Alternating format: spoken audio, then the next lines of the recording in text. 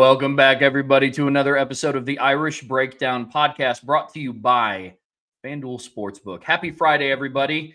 And like our girl Karen reminded us, it is game day eve. Miss seeing these in the chat, Karen. We need some good vibes around here. It is game day eve. It is Friday. Notre Dame takes on the Purdue Boilermakers tomorrow afternoon inside of Notre Dame Stadium. And today, folks, before we get there, we have the RTCF show. Now, I know that traditionally this is the Brian and Sean show, but I'm filling in again for Brian this week because we got to let our guy get caught up. Dude's been super busy cranking out film breakdowns and putting a lot of stuff on the boards, getting things taken care of from the business side of things. So just to let you all know, because I know there'd be questions about it in the chat, Brian's good to go. He's rocking and rolling. Just had a few things to get caught up on. So, Sean, this is twice in the same week that it's you and I rocking and rolling together, man. I'm excited for another show today. How are you doing? Oh, doing absolutely wonderful. Like you said, excited to see the Fighting Irish back on the field tomorrow against Purdue. But before that, we get a good chance to talk some recruiting, catch up on that, and then talk about some surprises and things that we feel like we didn't know we would see after 2 weeks. And then talk a little college football on the way out. So it should be a pretty good show, Trev. Yeah, I'm excited, man. When you guys sent me over the outline for what today's show is going to be, it's going to be a lot of fun. But to give you guys a window in, part one of today's show, we're going to be going over the recruits that visited last weekend against Texas A&M. As you guys know, it was a big recruiting weekend for Notre Dame. A lot of top targets on the board were on campus when Notre Dame hosted Texas A&M. And we're also going to talk a little bit about what top recruits are going to be in South Bend this weekend. As you guys, I'm sure, have already seen on social media, Joey O'Brien's going to be back on campus. There's a couple of other 28 recruits that we're going to be keeping our eye on campus. Then for the team topic, we're going to be talking about, we're splitting it into two, Notre Dame's offense, Notre Dame's defense. What players kind of on both sides of the coin have kind of surprised us this season? Some good, some bad, and some it's just completely out of their control. And then for college football, believe it or not, we're a quarter of the way through the season, Sean. And I know it doesn't feel like it because Notre Dame's only played twice, even though because of how those games went down, it feels like they've already played half a season with how stressed out I am right now.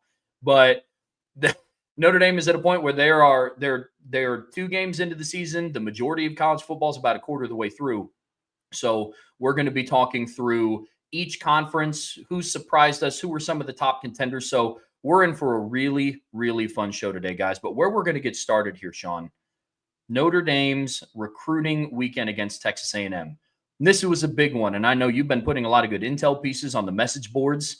You see it scrolling down there at the bottom of the screen, boards.irishbreakdown.com. Before we kind of dive into who individually was on campus, big picture, Sean, despite the loss, how was this recruiting weekend for Notre Dame? Honestly, outside of not winning the game, the visit went about as well as you could expect it to go. It was a list of who's who nationally when it comes to big-time recruits at every position.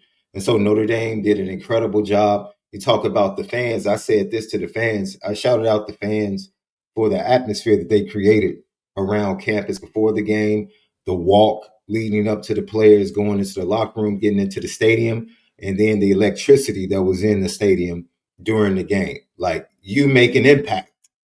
You affect the thought process of Notre Dame when young men come to campus and they can see themselves being on that campus for 4 years. So to see the Notre Dame, because we've heard big time matchups, teams that travel well, and I heard Texas A&M traveled well. You said you saw a lot of Aggie fans before the game on the streets.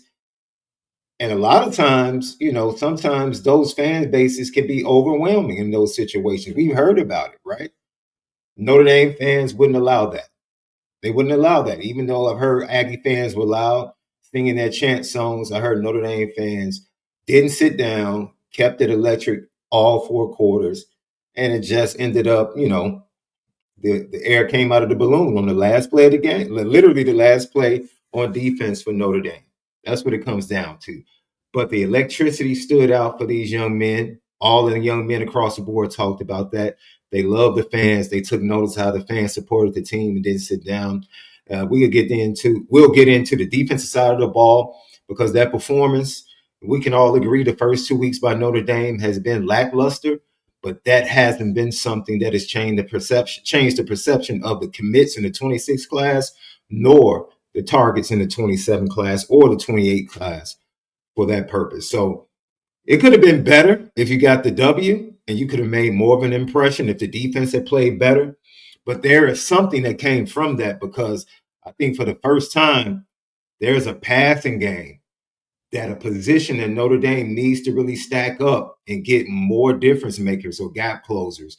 These gap closers got a chance to see a Notre Dame passing game that they believe is good, but they see that it can be better. And that kind of includes how they see themselves in it. So we'll talk about that as well.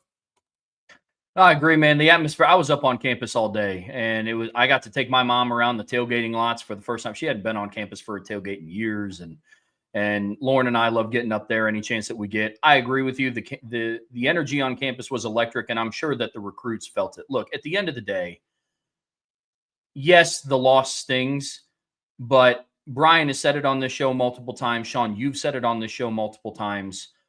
Recruits don't view losses to the teams that they go visit the same way that the fans do. Some of Notre Dame's biggest recruits have taken visits on weekends where they've lost. What was it? Manti Te'o back in 2008 was on campus when they lost to Syracuse at home in the snow. Kid from Hawaii. Wasn't Jeremiah Love on campus for the Marshall weekend in 2022? So you have all these different things that it's, yes, big picture, it's never ideal to lose, but when the environment's electric and you can see yourself fitting in, like you talked about some of these gap closers that we're getting ready to talk about, that carries a lot of weight into what they see and where they see themselves at the end of the day. And so, Sean, I'm excited to dive into who individually was on campus. So when you start breaking down this long list of players that was here, top of the list, I know that there's some people you want to start off with. I believe an edge rusher from Chicago, Illinois, Braden Parks was on campus this weekend. How did that go? Well, actually, Braden Parks and Devin Robertson is where I want to start. Those are the two interior guys. DJ Jacobs was the other guy that was the big-time top 55-star defensive end that was on campus as well. But we want to start in the middle because that's something that plagues Notre Dame, that they've had to go to the portal for the last 2 to 3 years, is some of that interior play. And they get two bigums in this 27 class that they sit in pretty good position with. Braden Parks, he really is a 4-star. He's yet to be given the 4-star on two of the services. One service has him as a 4-star, 6'3", 305 pounds. And this is what we've been talking about, Trev. We don't want to go get guys with short arms, 260, 275, that we have to get in and bulk up, and maybe they can get to 280, 295. These guys come assembly, no assembly required. 6'3", 305 pounds, great speed, great get off. I've watched this kid twice in person this year, and he is absolutely amazing. He's a must get. Just a tidbit, when I'm standing on the sideline talking to a staffer for Brother Rice, who just happened to recognize the work that we do on Irish Breakdown and being a Notre Dame fan, he just spoke about the efforts that the staff is putting in, and that it was intimated to him and shared with him from the Brother Rice staff that Notre Dame has made it clear that they're going to do everything they need to do to make sure that they secure the services and the commitment of Braden Parks. And so he was absolutely loving everything about the visit. He absolutely loved everything about the visit, the atmosphere. And I asked him a couple of weeks ago, what is your recruitment going to come down to? And he gave me one word. For the first time that I asked this question of a recruit gave me one word. And his word was transparency. And I said, that's it? He said, yep. I kept waiting for him to expound upon it and explain. And he was like, transparency. Tell me where I fit. And this is me kind of reading between the lines. Tell me how I fit. Tell me how I'm going to be used. And tell me when I'm going to play. Just be transparent with me. That's all I'm looking for. Who's going to be the most transparent? And so that's what this young man is looking for. And like I said, it was a home run for him. Everything he wanted to see from a coaching standpoint, a culture standpoint, like you said, his point of view of, not seeing a lot of pressure, not seeing the tackles for losses, all of that didn't even resonate the same way it resonated with the fans. He was focused on the things that he wanted to see and the conversations he wanted to have with the coaches, and they checked all the boxes with him. Then you had Devin Robertson, 6'3", 320 pounds. There's no assembly required. Batteries are in the box. He's ready to go. 6'3", 320 out of Hattiesburg. It's his third time. He was up in the spring. He came back for the Irish invasion, and now he's come back for excuse me, my phone there, the update. Now he's back for the game day against Texas A&M. And interesting, I shared this last week, Trev. There's another interesting tidbit. His dad pretty much took over his communication with all coaches that were calling once he started preparing for his senior season. And his senior season hasn't been that good. His team hasn't gotten off to a good start. So he's been bummed about that. And we talked about that before the visit, before he got to South Bend. But, it has been nothing but an ascending feeling and connection between him and defensive line coach Al Washington. That relationship just continues to grow. Al Washington, because of the way they handled the recruitment, once he started preparing for his senior season, he started to build a greater relationship with his dad, because that's who Al Washington was calling and talking to his dad. And so he was excited to get back to campus to be able to once again engage with Al Washington and the rest of the staff, because he wasn't getting that opportunity. Because I thought it was actually great that a father took that type of approach, to a recruit. Like, man, focus on playing, focus on your team. They'll talk to me, and then on these visits, you can talk to the coaches again. But once again, Notre Dame did a fabulous job. He wasn't moved one bit. Notre Dame has been a leader for this young man, in my opinion, with Ohio State right there. He camped at both places, actually, in consecutive days. The day before he came to the Irish invasion, he was up in Columbus campus camping at Ohio State. Texas A&M was trying to get in on the recruitment as well, because he went to their camp a week after he left Notre Dame. So those are the three major schools vying for him, along with Tennessee. And Notre Dame has been at the top of the list. He said after his offer, Notre Dame was a dream school. This is a kid from Hattiesburg, Mississippi, considering Notre Dame as a dream school. So they're in good with two bigums in the interior of the defensive line in the class of 2027. Well, it's needed, Sean. I mean, it goes back to what you talked about stacking classes, man. I mean, you go and you look at the commit list for the 2026 class, and you have Elijah Golden and Tiki Hola and Ebenezer Utade and Rodney Dunham. And, it's all about getting in these recruits that, I love the term that you use, no assembly required. Love that. Definitely going to steal that down the road. Just a heads up. But I love that. And those are the players that Notre Dame needs to start attracting, because now we're starting to see it reflect on the field a little bit in certain ways, and some other in some in a positive light and some in an improvement light. So I get that completely. But sounds like those two visits went well. What else went well this weekend, Sean? Who else was on campus that we got to know about? Well, Notre Dame had 4 top 50 wide receivers, top 100 wide receivers, and 3 top 50 wide receivers on campus for this big matchup. And they loved what they saw from the Notre Dame offense at the helm, with CJ Carr at the helm. So I want to go back to give context to this, right? We know that Notre Dame eventually ends up with a 27 class. Teddy Gerard is a quarterback. He commits to Notre Dame. Before that, a Chicago area kid named Trey Taylor that eventually committed to Nebraska, had a great relationship with Notre Dame, was looking at Notre Dame. And I remember one of the things he said, he went to multiple games last year. And I remember him telling me after one of his game day visits last year, I'm not moved off of Notre Dame because that passing offense hasn't developed. He said, I understand that I have to wait to see what it's going to be like. And these were his words, of course, because he had a relationship with him. I have to wait to see what it looks like with CJ running things. And of course, that he wasn't dismissing Kenny Minchie. He just had a relationship with CJ Carr. They played 7-on-7 together on the same team. So that just goes to show you, even going back then, people had an expectation that things were about to change when CJ Carr and Kenny Minchie took over from the passing perspective, and they weren't wrong. Right now, CJ Carr, 292 yards, an unfortunate interception, is playing quite well. I think he's exceeded expectations for a lot of people through the first 2 games, and that sat well with all 4 receivers. You have A.J. Roberts that came in for the Carolinas. Marshawn Sales, 5-star wide receiver, is really got schools like LSU, Miami, Ohio State, Notre Dame, Alabama. Everybody's coming after Marshawn Sales. And a big kid like that, especially who is in the state of Indiana, you feel like, yeah, we have to get him. So that's going to be a battle, quite honestly, because Ohio State has had recent success coming into the state of Indiana and getting the best wide receivers to come to Columbus.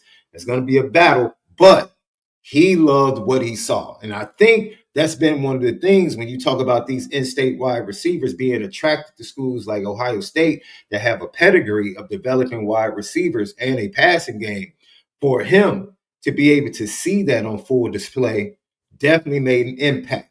Like I said, there's going to be a battle to pull him away from the schools that traditionally have passing games and have shown pedigree of developing wide receivers and getting them to the NFL. That's something Mike Brown, to get a kid like Marshawn Sales to commit, is going to have to do his due diligence.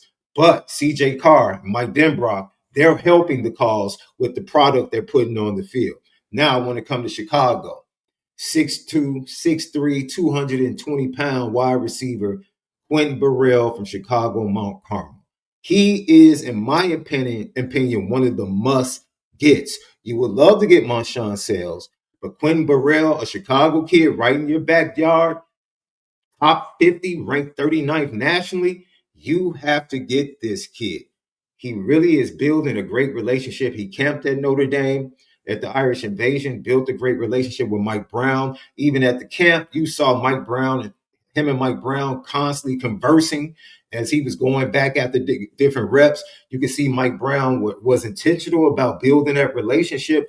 That relationship continued to grow. I've seen him play in person. Look, he, before the visit, just flat out told me, I'm looking at the passing game and I want to see explosive plays. And there was one name that he mentioned after his visit. He said the visit was great. The atmosphere was dope. Everything I was looking for as far as the fans, the culture, and the coaching, they checked the box. But the biggest thing that stood out to him, his eyes were on Malachi Fields, because that's the same way he's used for the Caravan offense for Mount Carmel. He talked about Malachi Fields loving the way they threw the ball, and his exact words were, look, I love the passing offense. I love what they're doing. I wish they threw the ball a little bit more, but I know it's coming. That last part is what stood out to me. I wish they threw the ball a little bit more, but I know it's coming. So for me, Notre Dame is right there, leader in the clubhouse. In my opinion, for Quentin Burrell, you just have to close the deal and you have to continue to allow this offense to evolve, especially in the passing game. Now, let's go to some legacy. St. Thomas Aquinas, 5-star, top 50 wide receiver. He's a 5-star to me.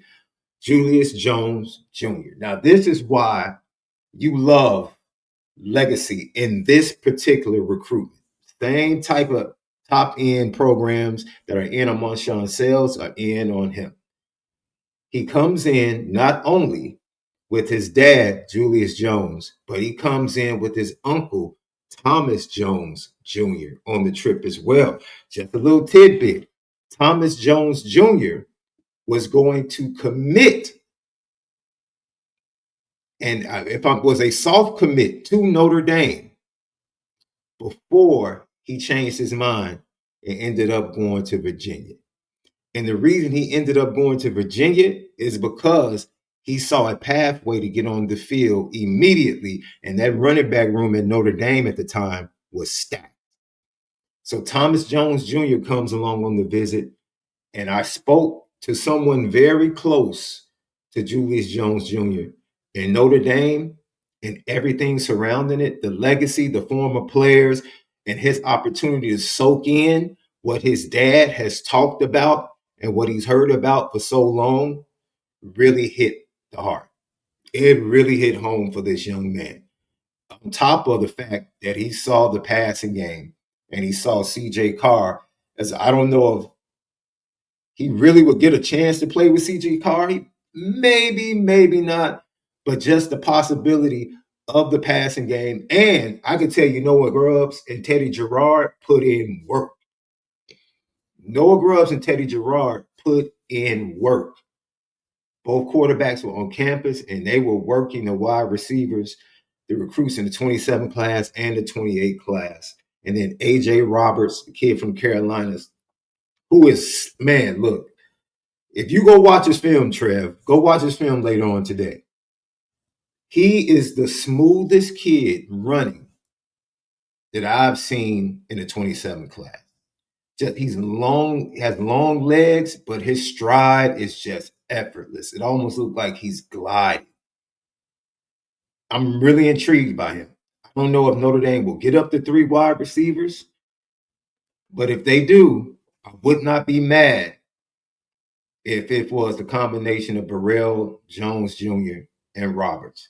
Because I just really think Marshawn Sells is going to be a battle. And if Notre Dame wins that one, it says a lot about Mike Brown and what he's become on the recruiting trail. But for me, Jones Jr., Quentin Burrell, from a perception standpoint of how things went, Notre Dame sits in a really good position with those 2 young men. And then you have A.J. Roberts, who also had a good time. And I'm going to dig in some more with that young man in the coming days and weeks. And but Quentin Burrell also said, man, I got visits. Him and Tavares Harrington, his teammate, who's another recruit that Notre Dame wants at the defensive back position. They were both on campus together. And so they both go to Miami this week. And then Quentin Burrell then goes to Michigan. And then I think schools like Arizona State and Missouri are trying to get him on campus as well. So it's busy. Of course, the playoffs will be coming up. But he still is trying to sneak in, getting back to South Bend. Like, that's what he wants to do. That's how good of a time he had that he wants to. Like, yeah, I want to get back for another game. I just don't know if I can with my schedule and then with the other schools trying to get me in for visits and doing my due diligence in my recruiting. So those are the receivers. Man, Notre Dame knocked it out the park with what they did on the field as far as what those guys were able to see in the Notre Dame offense. Well, it's really promising to hear, man. Look, at the end of the day, we're talking about a pass-catching unit for Notre Dame that has to step up along the recruiting trail. That's been one of the biggest gripes that some of the biggest talking points that I've heard since I joined Irish Breakdown and started sitting on this side of the table, talking about recruiting a little bit more. But I think you're starting to see the fruits of the labor pay off. You signed 5 wide receivers last class. And afterwards, I remember listening to an RTCF show where you and Brian were breaking down, hey, because you landed Caden Finley and Braden Robinson and Devin Fitzgerald and Bubba Frazier and Dylan Faison, that allows you to go big game hunting in 27. And by all the signs are pointing in that direction of, hey, we're going after guys like Marshawn Sells. We're going after guys like Quentin Burrell and Julius Jones Jr. Those are good signs. You brought up, you said, realistically, you need 2, could be bumped up to 3 depending on who it is. But because you brought in 5 wide receivers or have 5 wide receivers currently committed in the 2026 class, that opens the door to bring in and go big game hunting. That's news to my ears. Any other offensive players, Sean? Because everything that you said about the wide receivers got me fired up. You know what I'm saying? You start to see the result on the field. I mean, it's even starting to reflect in stuff like FanDuel. You know what I mean? I mean, every single week we're looking at CJ Carr's over under and passing yards go up and up and up. Against Miami, his over under was set at 190. Against Texas A&M, his over under was set at 205.5, and now against Purdue, his over under set at 232. And people are slowly starting to figure out that, hey, this Notre Dame team has kind of figured out a way to throw the football. Now, there's things that they have to figure out on the other side of the ball, and I'm sure we're going to talk about some defensive recruits here in a little bit. But that just all goes to show you that this has all been a work in progress. And the fruits of the labor on the recruiting trail are starting to show on the field. It's promising to help build future classes, Sean. But anybody else on offense that you wanted to highlight here that was on campus against A&M? Yeah, Sierra Canyon, running back Jackson Stokes. That's the Sierra Canyon team. If you haven't watched them, they are blowing everybody out. I think they're like 9th in the nation now out there. And they're known for their basketball program. The football program has definitely caught up. Jackson Stokes was in heavily very impressed with how the running backs, of course, a running back coming to this watching Notre Dame game, they're going to be impressed with the usage of the running backs. And he loved how the running backs were worked into the scheme and how both kind of played off each other. He made note of that. Of course, he talked about, like all of these recruits, the fans, the atmosphere around the campus, the interaction not only with the players and other recruits, but the coaches. And this is the kid from California talking about, man, I can't wait to get back. I heard that more than 2 or 3 times from recruits that they want to get back to another game day during this year. So he also said, man, to be honest, the best moment was getting to meet Marcus Freeman. It's like, man, meet Marcus Freeman for the first time on the field before the game was like the best part of the entire trip. So Jackson Stokes, if you watch him, he's just a speedy back. He's a smaller back, but he's very fast, very quick, great cutback ability. Jump cuts on his film are absolutely amazing. And then you go to tight end Corus Loken, 6'5", 220-pound, Lola, Wisconsin kid. He comes in hurt, has an arm injury, is pretty much out for the season. So that's a downer for the kid. And so he was talking about that. But other than that, getting on campus, talking about meeting Marcus Freeman, talking about the passing game, the quarterback, and how the tight end is used. Of course, that big, the trick play that led to Eli Raridon having. Eli has to score on that play, by the way. I don't want to be petty. Come on, Eli. Come on, Eli, baby. You got to do it. You caught some passes against Miami and against Texas. Hey, man, I've seen those strides. I've seen those strides in practice, bro. He could have crossed the white chalk. I'm with you. He could have gotten there. I'm with you. Well, just having some fun today, man. It's a Friday. I don't care we're 0-2. We're Notre Dame fans. You got a lot to be happy about. So, Corus Loken, once again, another recruit, tight end recruit that just talked about how great of a time he had. He mentioned the fans. He mentioned the culture. He mentioned the game day and the electricity in the stadium. And he was not deterred by the loss. And he loves the offense and how the passing game is evolving. So you look for this kid once again, because he's not playing, he's looking to get back on campus for another game as well. So those are some other offensive guys that definitely enjoyed themselves. Good deal. Well, that's good. That's good to hear, man. Let's flip over to the defensive side of the ball. And I know we've already covered some big defensive linemen that were on campus, but I know there was also some big impact 4-star caliber players, 5-star upside guys that were on campus in the secondary. And if they were keeping an eye on how Notre Dame secondary has performed the last couple games, I think they know that they'd be some pretty valuable assets to this unit, that's for sure.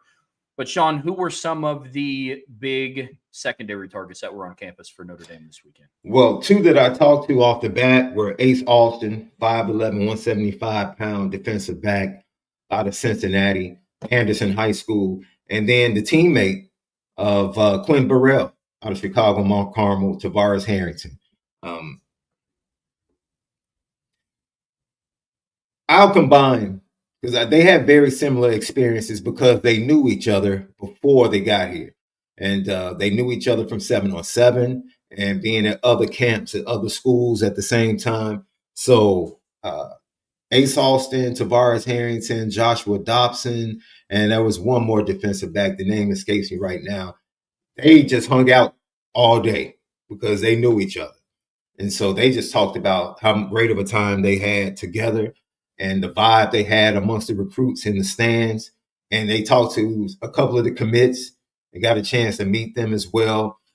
All of them talked about having interaction with the coaches before the game and how they appreciated that. But the commonality amongst the defensive backs, and same thing I heard from Tavares and Ace, man, I love the fact that they play man, because that's what I love to do. They're more focused on what Notre Dame DBs are allowed to do rather than the output of the game. Like, they're looking at the system. Like they said, they look at things from a different perspective. They're looking at it like, man, they let us play man. Ace Austin, it was funny. I was asking him how his season was going. He was like, honestly, Mr. Davis, it's going okay. Man, they don't throw at me for real, And he was like, for real, they just don't throw at me. So I guess I'm having an okay season. But they, as a team, they're doing pretty good. And so that's the type of athlete and mentality that they have. And Tavares, I mentioned when I watched St. Rita has a D1 wide receiver that's highly recruited, a 27 kid. I'm sorry, he's a 28 kid. And I watched St. Rita go up against Chicago Mount Carmel. And I rarely see, most of the time in high school, a kid plays the field, he plays the boundary. Tavares followed him all over the field that entire game. He followed him to the boundary. If he lined up in the slot, he was over him in the slot. So that just goes to the versatility. And he plays all three positions. That's on his profile. Like I'm a corner, I'm a nickel, and I'm a safety. So he's that type of versatile player, and he likes the versatility. He mentioned Christian Gray. He mentioned watching Christian Gray and Leonard Moore in warm-ups and just the way they get ready. And he was like, yo, I love what they do to get ready. I love how smooth they are in their transitions.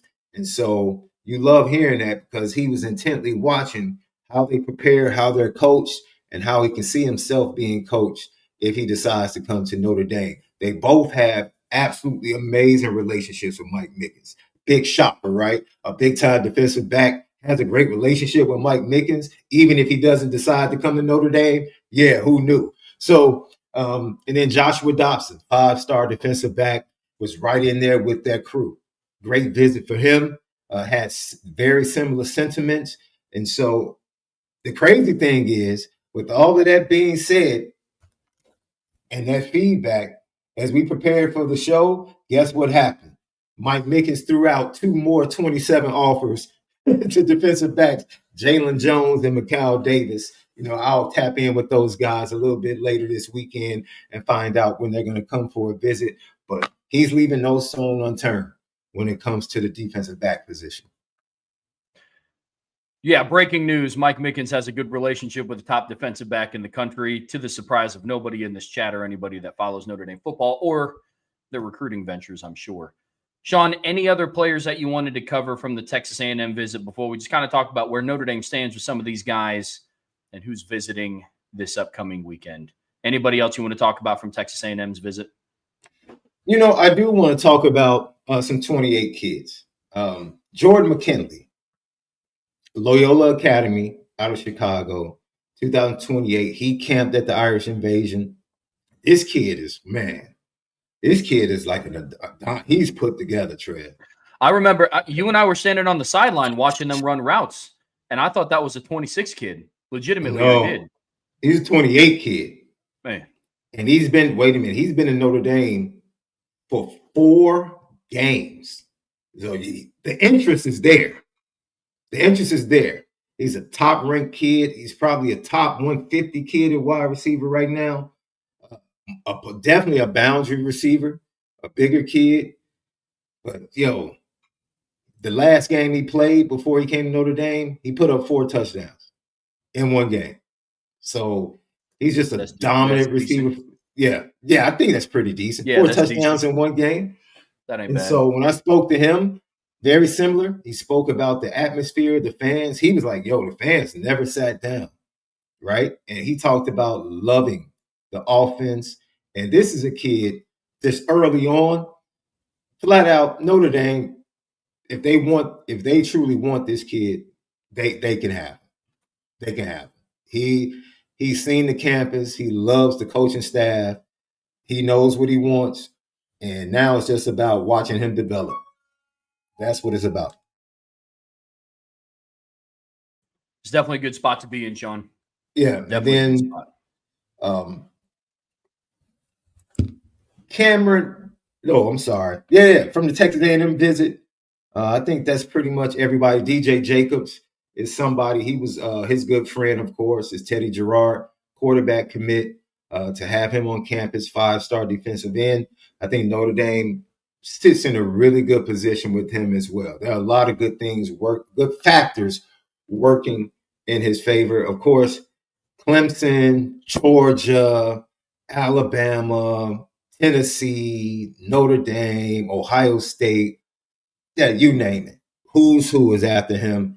And I think his family loved the visit. And I think the connection to Teddy Gerard and some other people in the 27 targets that he has a relationship with is going to play a major part. For me, kids like DJ Jacobs, it's going to come down to the spring visit and the official visit. That's what it's going to come down to. So that's going to be a long battle, and we'll see how things lay out. Well, good deal. Before we talk about who's on campus this upcoming weekend, I know there's going to be some heavy hitters as well in the 27 and 28 class. But, Sean, I know you've already alluded to some. I know Notre Dame put themselves in a really good position with Quentin Burrell after this visit. That sounds like it's going well. Any other quick hitters of who Notre Dame, just after this visit, put themselves in a really good spot with? Yeah, safety Honor Halava Johnson. I believe I said that correctly. Cali kid from San Diego. And look, he met a few of the recruits and just talked about the vibe amongst the recruits and the 27 guys. And he was talking about just good energy amongst everybody. Those are his words. Like, man, it was just really good energy amongst everybody. So he enjoyed the visit, catching up with the coaches. What stood out the most was the spirit of the community at the game. Those are his exact words. The spirit of the community at the game. So I think that says a lot about who he is and what he's looking for when he goes on a visit, for that to be the thing that stands out. Not like, oh, Marcus Freeman, this, that, or what the players did on the field. Like, man, the thing that stood out to him the most was the spirit of the community. That says a lot about who that young man is. And I think Notre Dame, he's a safety. Notre Dame is right at the top of his list. And we'll see how his recruitment plays. He was a late addition to the visit list as well. Notre Dame getting him on campus from San Diego. So love his film. Check him out, Trev, when you get an opportunity. He's just, to me, he's a safety that he's just going to make plays all over the field. And I think he's really interchangeable at both positions at safety, which is a rarity. Well, good deal, man. That's good news. Really good news coming out of that recruiting weekend visit. Sean, let's tie a bow on this segment and talk about who's going to be on campus for Notre Dame this weekend when they host Purdue. Joey O'Brien. We can start there. 2026 defensive back commit, 5-star Joey O'Brien. The panic that was going around when people, man, this is so funny. The panic that was going around, or the buzz of panic going around throughout the fan base when they heard that other people were still coming after Joey O'Brien. Did you think Penn State was going to give up? Did you think Oregon was going to stop making offers? Did you think that Clemson was going to give up? Did you think that Georgia was going to give up? Did you think Ohio State wasn't going to chime in? Come on now. It's a reason why Notre Dame, even after a loss, received news that they're the number one recruiting class, because you had 3 to 4 guys in the recruiting class being elevated from 4 to 5 status and from, mid 4 to high 4 status. Yeah. And those type of kids, the recruitment is never done. Even though they have the commitment, Notre Dame has to recruit to the very end, all the way to December and the night before. We know how this goes. Notre Dame felt like they had a 5-star kid the night before the commitment in the 24 class, and the next thing you know, the kid ends up at Oklahoma. He was literally on the call with the recruits, like, yeah, we can't wait until tomorrow. And then the next thing you know, the next day, everything falls apart. So the staff is very aware with kids like Kari Adams, Grayson McHugh, Joey O'Brien, other 5-star kids, that it goes down to the wire. And so he couldn't be on campus along with Grayson McHugh, of course, because they had a game on Saturday afternoon, and there's no way he was going to be able to make it to South Bend.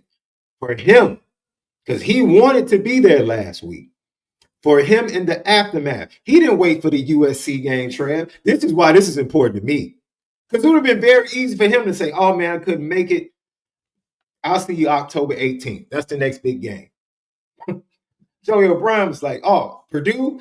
No, I can't wait. I want to get to campus. I'm upset that I didn't make it last week. I couldn't kick it with my boys. We're locked in. All of them were on the 26 class, were all on social media in the days after that loss to Texas A&M, saying and retweeting, we are locked in. Don't worry about this class. We're locked in. And Joey O'Brien getting to campus, the week after for a Purdue game says a lot. That means he wants to show, yeah, I'm locked in too, guys. So we can start. He, to me, is the most important visitor to calm the seas that were getting a little bit choppy for Notre Dame fans about his recruitment. Him getting back to campus for this Purdue game says a lot. Now, let's go to the 28 class. Yeah, we're going to skip all the way to 28.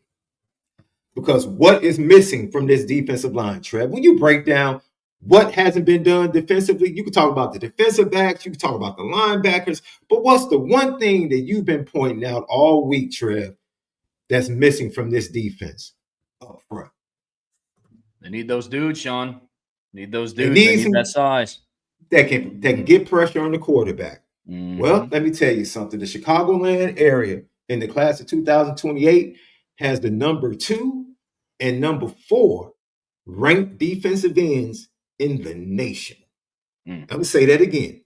The number 2 and number 4 defensive ends in the nation, according to 247 Composite, come from the Chicagoland area. Cameron McGee, teammate of defensive tackle Braden Parks, 2028. This kid, as a sophomore, played.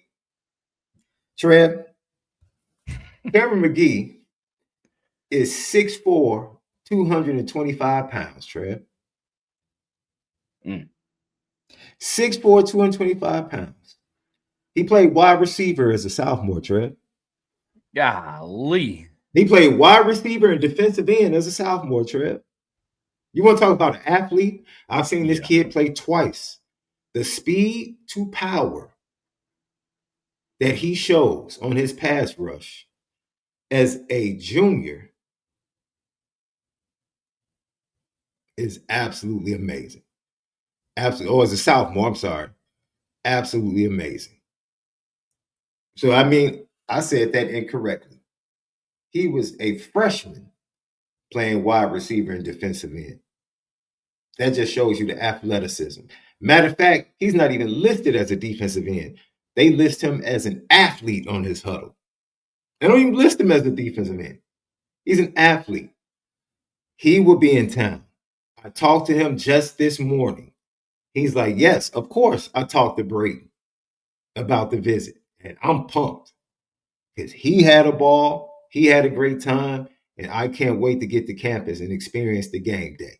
So this is the domino effect that you can feel in the 27 to the 28 class when you get these guys that have teammates, other guys that they know from camps, talking about their experience, talking about Notre Dame, building that buzz. That's what you get from Cameron McGee. And then we go out to Bolingbrook, Illinois. Another top 50 kid. Matter of fact, this kid is ranked, if I'm not mistaken, 29th. Cameron McGee is ranked 12th in the nation. Darion Prescott out of Bolingbrook, Illinois. 2028 defensive end. 6'6", Trev. 6'6", 225 pounds. If you watch his film, you'll see him blocking field goals. You'll see him blocking extra points.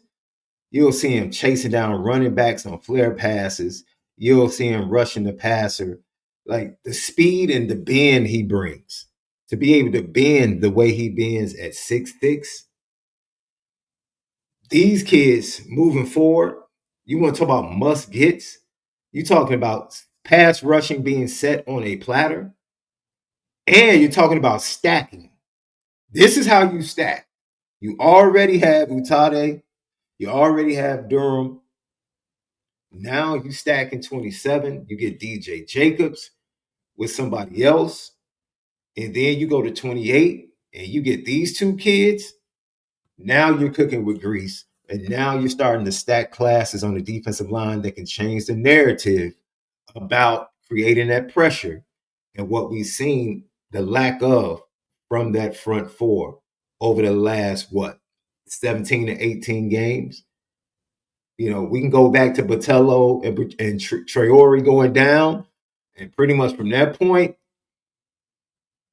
it's been feast or famine, depending upon the week. So those are two kids coming in in the 28 class this week that I think Notre Dame fans need to go check out if they get a chance and watch their film and keep tabs on, because those are going to be some must-gets, in my opinion. When they're that close to Notre Dame and they're that good, Notre Dame has to be a major player, and they have to close the deal on kids like that. You're getting me fired up about it. I'm getting ready to go pop in their film, man. There's another 28 kid that I did talk to, and I want to respect him because he gave me a great interview. 28 defensive back Phoenix Evans, 5-star kid. He was on campus for the Texas A&M game, and once again, Phoenix Evans just talked about. I'll give you the exact quote here. I like watching. He was another guy that said the same thing as Ace Austin. I like watching the DBs like Leonard Moore and Christian Gray warm up for the game. I love their clean breaks, fluid hips, and the swagger that they have. He spoke to Coach Blake, Coach Coughlin, and Coach Mickens. He said he arrived a little bit late, and so those are like kind of in passing. But he said the time he spent with the recruits and the guys that he knew was absolutely amazing. So that's 28 defensive back 5-star Phoenix Evans. Tapping in on how great of a time he had at the Texas A&M visit. Well, good deal, Sean. I know there was one more, I believe, 2027 defensive lineman that's going to be in town. Okay, remind. Sincere Harris. Was he supposed to be this week as well? Yes, he's the late ad. Sincere Harris from Eisenhower. I spoke to him this morning. And be honest with you, when I saw that he posted the visit around 8:30 a.m. this morning, Chicago time, I got in contact with him, and he just talked about, man, he's looking forward to meeting the coaches and, of course, seeing the atmosphere in the game day. Eisenhower is a really good program, up-and-coming program in the Chicagoland area. But this kid, I'm very interested in how he would fit in to the plans along the defensive line. He plays on the interior. He's a smaller interior player at Eisenhower, but, man, his arm length, his quickness, his get off, tackles for losses is what you see, Trev, immediately when you watch his film. That's what jumps out. So I understand whoever gave him the invitation. I understand why the invitation was sent out, because when you watch his film, you immediately see, playmaker. He's constantly in the backfield. Like I said, he's not the Braden Parks or Devin Robertson. You know, you're going to have to assemble some things if you get him into your program, or figure out, is he going to be a big end eventually, or is he going to morph into somebody that's around 280, 285, and we depend on his quickness and his ability to use his hands and strength to make plays in the backfield. So, Sincere Harris, he'll be on campus, and he's super excited to meet the coaching staff and to see Notre Dame. Well, listen, folks, that's going to do it for part one of today's show here on the Irish Breakdown Podcast. Don't worry, there is a lot more coming your way. We're getting ready to dive into Notre Dame. We're going to talk some surprise players, offense, defense, and then we're going to wrap everything up talking about college football and breaking down the Big Four conferences so far through the first quarter of the season. But before we get there, make sure you hit that like button. Make sure you're subscribed to this channel. Whatever streaming platform you listen to us on, we greatly, greatly appreciate a 5-star review. But as always, the best way to support what we do here is subscribe to the premium message boards at boards.irishbreakdown.com. All right, Sean, in part two of today's show here on the Irish Breakdown Podcast, brought to you by FanDuel, we're going to talk about Notre Dame's football team 2 games into the season. Again, this is the RTCF show. We are now at the team portion. 2-game sample size, Sean. And we're going to start breaking down this team on offense and defense and talk about some of the players that have, maybe surprised us for the better, and then maybe some that we're waiting to kind of catch along and start picking up steam here in 2025. And it's been an interesting year, to say the least. I think that, I guess a more appropriate word would be disappointing year so far. Now they have the opportunity to go in and turn some things around, obviously, like we've talked about before, but in order to do so, they're going to need some of these players that have kind of not lived up to expectation yet to kind of get things turned around in a hurry. Then they're going to need the players that have surprised us from a good standpoint to really start picking up a little bit more of the slack and be prepared to play like players that are impact players week in and week out. And I think that's where we start, Sean. When you look at the offense, and I'll kick this over to you first. looking at the offensive side of the ball, what is one player that has kind of surprised you for the good in one way or another?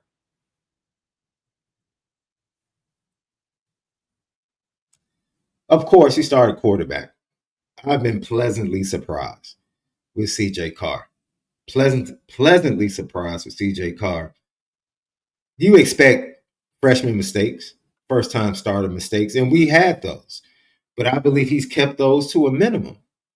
I am surprised at how he has improved because I thought his second game was much better than his first game. That Texas A&M game, I'm like, dude, 292, like I didn't expect that. And when Notre Dame needed it on third and long, he was able to give it to you in key situations, right? So his development could really be the perfect complement to what we expect this Notre Dame run game to be and what it can be, hopefully, moving forward into the season. So he's a surprise for me. Not that I doubted that he was going to be good, but it's just the way he's done it. The way he's done it. Like he's really kept his mistakes down to a minimum, and then he's been able to show just growth. And I understand it's only 2 games, right? But he continues to grow. He continues to get better. Just thoroughly impressed with his poise, thoroughly impressed with his ability to scan the field and get through his progressions really quickly and be accurate. And so it's some things like Gino Gaduli said this week that he has to work on, and they've talked about it. And so I think this is where his mentality of being tough on himself works in the favor of the Fighting Irish. I really do. I don't see him. He's not the type of kid, because Notre Dame fans know at the quarterback position, we have all been witnesses to regression at the position. So this is not a situation. I forecast that he's almost regression proof, in my opinion, because of his makeup. I truly believe he's regression proof. CJ Carr's at the top of my list too, Sean, for all the reasons that you listed off. You look at the scenarios that this kid has been in as a redshirt freshman in his first 2 games. Let's start with Miami. You're on the road against a top 10 opponent. Miami, they take the lead. They're up 24-17. Defense gets a 3 and out. You have to put together a scoring drive to go down and tie the game. In 3 plays, took them 3 plays to go 75 yards, score a touchdown, tie the game. It's just one of the, and that was after staring a 21-7 mid-third quarter deficit in the face. And after turning the football over, you lead 2 consecutive scoring drives. It's impressive. It's really impressive. And your first start on the road in a hostile environment. Well, then let's fast forward to their second game of the year. Texas A&M, they drive down the field. They tie the game. Midway through the third quarter, they go an 11-play, 47-yard drive that eats up 5 minutes, tie ball game 34-34. How does Notre Dame and CJ Carr respond? They go on a 12-play, 75-yard drive that eats up 6 minutes and 13 seconds. And they put a touchdown on the board to go up 40-34. We obviously know what happened on special teams, and we all know how that game ended. But you can't look at the performance of CJ Carr in that game and say, man, if only CJ would have done this, Notre Dame would have won.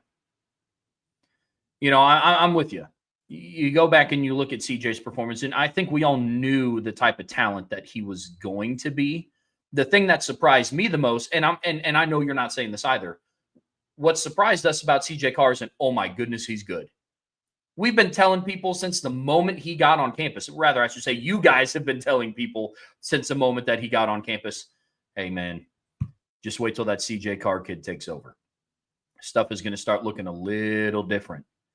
And I've started to pick up notes of that, through the spring, watching him in the blue gold game last year, watching him throughout the spring this year and through the summer, and then obviously in fall camp in the limited time that we've gotten to see him. I knew it was going to be different, but what surprised me is how quickly it happened. I was adamant that somewhere in between the first 2 games, whether it be against Miami or against Texas A&M, whoever won the starting position, whoever won the starting quarterback job, was going to have some type of performance, win or lose, where the Notre Dame fan base would say, okay, we've got our guy. Win or lose, moving forward, we have our guy. I was not expecting those performances to be in back-to-back games and top 20 matchups at night, one on the road and one at home. But that's what we got. I mean, to put some numbers behind what you're talking about, Sean, he's very poised. And honestly, as crazy as it is to say, as a redshirt freshman, he's one of your more poised leaders on offense. 2 of your 3 captains live on the offensive line, and CJ Carr's poise and leadership has been outstanding. Really outstanding. Listen to some of these numbers, Sean. According to Pro Football Focus, CJ Carr is 7 of 12 on passes 20 yards down the field. He's 6 of 10 on passes 10 to 19 yards down the field. Now, opposed to last season, you and I both have talked about on numerous occasions, on shows, post-game shows, on the phone, up at Irish Invasion. We want this Notre Dame offense where the passing aspect of this offense becomes a viable option to go to, not just, well, boys, we're down by 17 like you were against Ohio State. Time to just start airing it out. It's either that or we lose. And then we start seeing the potential in Notre Dame's offense. We wanted it to be more of a go-to option early in games. And I think we're starting to see that. Listen to some of these, Sean. Riley Leonard had 140 passing first downs last season in 16 games. And honestly, I was a little shocked that it was 140. Through 2 games, now mind you, that's an average for Riley Leonard of 8.7 passing first downs a game. CJ Carr, through his first 2 games, has 23 passing first downs. It's an average of 11.5 per game. He's on pace in the regular season to be 2 shy of what Riley Leonard did in 16 games last year. You start talking about his efficiency to push the ball down the field, hitting Malachi Fields, the willingness to take the shots down the field to Malachi Fields. Now, we can pick and choose, and we're going to talk about this later on in this segment, about you got to get more guys involved. You went down the field to Jaden Greathouse once, and to the surprise of nobody, the play went for 34 yards. So there's other players that you have to start getting involved. But we talked about Eli Raridan being a viable threat in this offense. He's had 97 and 85 yards, respectively, back-to-back games. And the fact that his over-under on FanDuel right now is set at 44.5, I think is kind of a steal. So I absolutely took advantage of that. So I would suggest if that's your thing, I would do the same. But at the end of the day, none of these would have become an option if Notre Dame's passing offense didn't become more of a viable option early in the season. And I think we're starting to see the fruits of some of that, Sean. I absolutely agree with you on CJ Carr. Who else on the offense has been a big surprise for you when you look at this unit as a whole?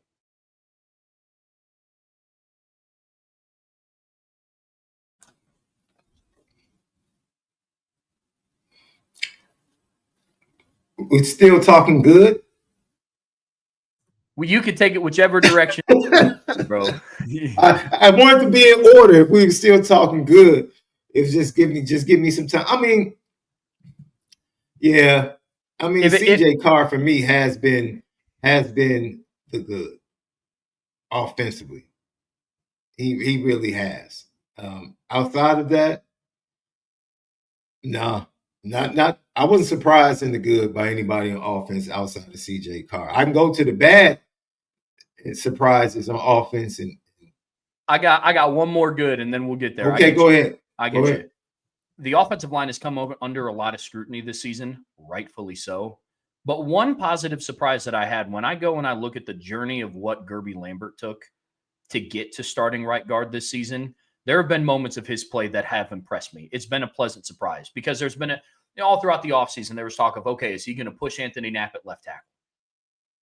You know, is he in any sort of way, even though Emil Wagner is returning 16 career starts and was the only offensive lineman who started and finished in all 16 games last season, is there any world where he pushes Emil Wagner? And it's, the answer is kind of maybe. But as of right now, this is kind of his job. And then especially once Emil Wagner got named captain, that kind of sealed the deal at right tackle for Notre Dame.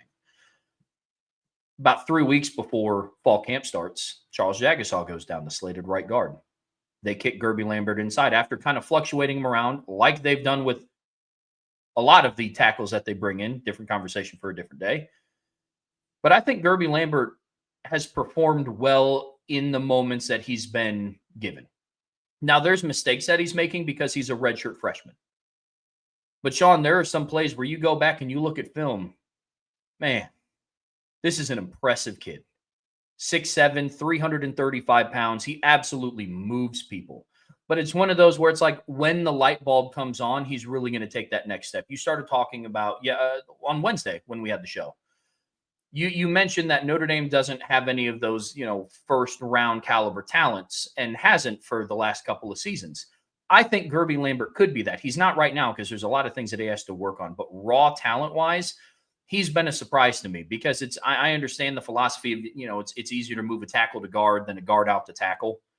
But seeing how quickly he made that adjustment, and in one game, he went from rotating with Sullivan Absher to kind of see who would take the charge in that right guard battle to he was the exclusive right guard against Texas A&M, I believe.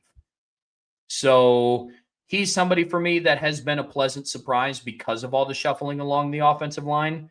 It is just tough to say there's somebody along the offensive line that has been a pleasant surprise because the unit as a whole is just kind of fallen apart, unfortunately, and has regressed from last season. But Sean, I'll kick it back over to you. Who are some players that have surprised you on the offensive side of the ball, not necessarily in that much of a positive light, I guess I'll say. We can start with both tackles. And once again, I thought my reasoning for saying Notre Dame's offensive line was going to be one of the best units for them was based upon the fact that they had played together and they had played. All of them had playing experience. You had two captains on the offensive line, so you expected leadership to be on the offensive line. There were so many factors that you felt like the intangibles would lead to this being a very cohesive unit that would be consistent and give you consistent play, right? I don't think we felt like the ceiling was like just astronomical because of the talent, physical talent, but you just felt like, they played well. They know the system. They've been in the system. This is going to be a consistent and one of the better units for this Notre Dame team, not just the offense. It's been a huge disappointment. Ashton Craig, Billy Schrauff, there are multiple plays. My disappointment comes from the fact of, and by the way, you held up quite well yesterday, Trev. I want to tip my cap to you for holding up quite well during that rant by the boss yesterday. I thought you were gonna bust up laughing at one point, but no. That was a good rant. I gotta be honest, man. It was, now that I'm on this side of the desk as Irish Breakdown, rarely do I get to be a listener for a little bit, but man, that brought me back, and it was good because it needed to be said, bro. It needed to be said. It really did. And obviously, Brian did a much better job, I guess, displaying that rant more professionally than what I would have had. So, no, I appreciate that, though. Yeah, so I will say this. I said all of that to say this. What I saw on film, the lack of moving their legs, playing with bad pad level, allowing the defensive lineman to get up under your pads consistently and displace you, not getting off the ball at the snap, whether it's to the left side or to the right side, and allowing penetration, allowing 8 tackles for losses. It was just disappointing. And so I'm disappointed in the coaching. I'm disappointed in offensive coaching. I'm surprised that the coaching and display has been this bad to this point. I really am. That's one of my biggest surprises, the coaching and what that coaching has allowed to be displayed on the field. It's been really disappointing. Also, just surprised that the lack of targets and game planning for Jaden Greathouse. Just don't understand it. Don't know what's going on. Just confused that it seems like in both games early on, let's get the ball to Jordan Faison. Like that's the, like Jordan Faison's a good player, man. But is he like Ohio State comes down with the specific purpose early to get the ball to Jeremiah Smith? Like Corey Moore is a guy that Oregon wants to get the ball to early and often. This just plays early on in the passing game for Jordan Faison. I'm like, yo, this kid must be putting on a show in practice because he is built into the game plan. And I just wish other people were built into the game plan as well. So that's surprising. That's surprising to me. And for me, everything else is a direct reflection of what we talked about with the offensive line. You talk about the bad surprises. That's where it starts for me. No, I get you, man. I get you completely. When I talk about the bad surprises, I separate it into two buckets. And I did the same thing on defense.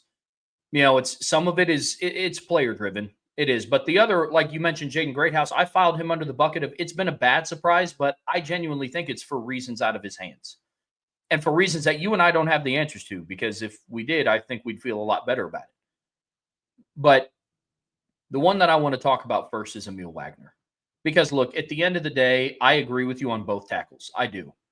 I would be lying if I said that I was surprised that Anthony Knapp is struggling in pass protection. Flat out. Now, where I'm discouraged is he's also regressed a little bit as a run blocker. That is concerning because that was his meal ticket last season. He was a mauler. And it was, and I don't want to hear the words Ruben Bain, Cassius Howell. Look, man, I watched him absolutely blow Mikhail Kamara off the football on the third play of the opening game of the college football playoffs and open up that gigantic hole for Jeremiah Love on a 98-yard touchdown. Mikhail Kamara was an all Big Ten defensive end. In a league that had Jack Sawyer and JT Tuimoloau and Abdul Carter and Denai Dennis, Mikhail Kamara was an all Big Ten defensive end. Absolutely wrecked him off the football. So I don't want to hear about Ruben Bain or Cassius Howell. You can miss me with that stuff. His regression has been bad. But honestly, the one that's more concerning is Emil Wagner's. This is the second right tackle we've watched regress under Joe Rudolph. Flat out. Blake Fisher in 23 was not the same offensive tackle that he was in 2022. Wasn't. It's unfortunate. And now we're starting to see the same thing with Emil Wagner for reasons that I just can't fathom. The pad level is bad. Your fundamentals and your technique and pass protection are bad. You're not playing with the same athleticism that you were a year ago. And I danced around with the idea of like, okay, he added about 6 extra pounds to go from 294 to 300. It shouldn't make you regress that bad. You go back and you turn on the film and you're just being taught the incorrect things. I have never, ever, ever, ever seen any offensive tackle get beat so bad to where they try to box out an edge rusher like Dennis Rodman did in the 90s. I've never seen that. Ever. And you're not going to convince me that Emil Wagner, a redshirt junior who was voted a team captain, just forgot how to play football. You're not going to convince me of that. So some of it is on him. He has to take ownership of the performance to say, this just isn't good enough. But he's one of those players that's kind of in between the disappointment's kind of on him, but it's also not fully on him. You talked a lot about Jaden Greathouse. He's fully in the bucket of, has it been disappointing? Yes, it is, because the last 2 games of the season, he went for, what was that? 106, 128. He went for over 130 yards or 230 yards and 3 touchdowns in the last 2 games against 2 of the better defenses that you played last season. And he has 4 targets coming into the year. It's not his fault that he's not getting targeted more in the offense. That's my whole thing with him. The other one, and this one might strike a nerve with some people, but this isn't his fault. But one of the players that's kind of been an unfortunate surprise this year has been Jeremiah Love. And it's not his fault. He's still the same. I'm not paying attention to the people that are like, oh, could it be the lingering knee issue? Could it be? No, I don't. I don't think that at all. But the offensive line hasn't done him due diligence, opening up better run lanes. And I do think that the switch in running back coach from Dylan McCullough to J1 Sider did some things with his footwork to where he's not as patient of a runner. We talked about it on Wednesday, Sean. Jadarian has shown to be the more patient, more natural running back of the two. And I think that that's why in back-to-back games, he's had more of the efficient runs. Through the first 2 games of 2024, Jeremiah Love was averaging 6.9 yards a carry. Through the first 2 games of 2025, he's averaging 3.8. He has 1 rushing touchdown on the season. Like, those are things that a lot of it are out of his hands, unfortunately, but that doesn't make it not a surprise disappointment. And I think some of it, too, to a degree, was, he was being coined as the best running back in college football, a title that I still firmly believe that he holds. There's 135 other Division I FBS programs that would love to have a Jeremiah Love as their starting running back. I firmly believe that. But he's not being set up enough for success. I was all on board for getting him the football more against Texas A&M. We can have a debate whether that was him taking direct snaps, but I was all on board for getting him the football a little bit more. Yes, he had 93 rushing yards against Texas A&M. He did it on like 20-something carries. Just not seeing the efficiency. That's something that is on the offensive line. I'm with you. I think you make a really good point, right? But there, in the first 2 games, there are so many questionable things around that it has been a collaborative effort for him to get off to a surprisingly worse start than we anticipated. Why is your quarterback, who's not a running quarterback, running the ball with Jeremiah Love lead blocking against Miami? Why is he not the main focus of the game plan early against Miami? Like, so that, I pushed that aside. That was just poor game planning. Like, now you react, and he is the primary focus against Texas A&M, and he's being used in diverse ways as he should, because that's what his talent is. Get him involved in run game. Get him involved in the screen game. Like you said, the efficiency numbers aren't there with the number of carries. Guess why? I would venture to say 3 or 4 times he was hit 45 yards behind the line of scrimmage or staring a guy in the face as soon as he got the ball. So not only are you taking or giving negative yards to his total, but you're taking away the positive yards that could have taken place if that were not the case. So that goes directly to that offensive line. We're not just talking about you. If you don't have to dominate with these running backs. You don't have to be that dominant offensive line that is resetting the line of scrimmage 3 yards down the field. No, you can stalemate as an offensive line with these running backs. And they're going to go to work. So I think it is really like a flow chart of disappointment that starts with the coaching and then goes down to the offensive line and then goes to the other players that we've mentioned. It really is. It really just flows all together. Because what did we say before the season, Sean? You can have Jeremiah Love and Jadarian Price and C.J. Carr or Kenny Minchie and Malachi Fields and Eli Raridan and Jaden Greathouse, but if the offensive line doesn't handle business up front, it's all moot. Doesn't matter. Because if the origin of the play starts to get messed up, origin being up front where the protection starts or the run game plan starts, then you're going to force running backs like Jeremiah Love and Jadarian Price to make their first move 2 to 3 yards in the backfield. But it's the overcorrection from game 1 to game 2 that you got to find the middle ground. Was I the biggest fan of watching C.J. Carr run 9 design quarterback runs against Miami? No, I wasn't. I don't know. I don't know if you just saw number 13 in the backfield. Now, I'll say this. I didn't hate Mike Denbrock's play calling in the first game as much as what some other people did. But, I mean, if I were giving it a grade, I'd just like B-. It was fine. But then you fall into the overcorrections. Texas A&M's edges were screaming off the edge, flying flat downhill to blow up plays. Not one halfback slip screen. If there was ever a time to run any sort of quarterback draw, it was against Texas A&M in certain scenarios. But then you overcorrected to, okay, we ran CJ too much. Let's not call any design runs for him. It's finding the happy medium. because CJ is athletic enough to where he can make plays with his legs. You just don't want to design 9 to 10 quarterback runs for him over the course of an evening. Find that in between. Find that happy medium.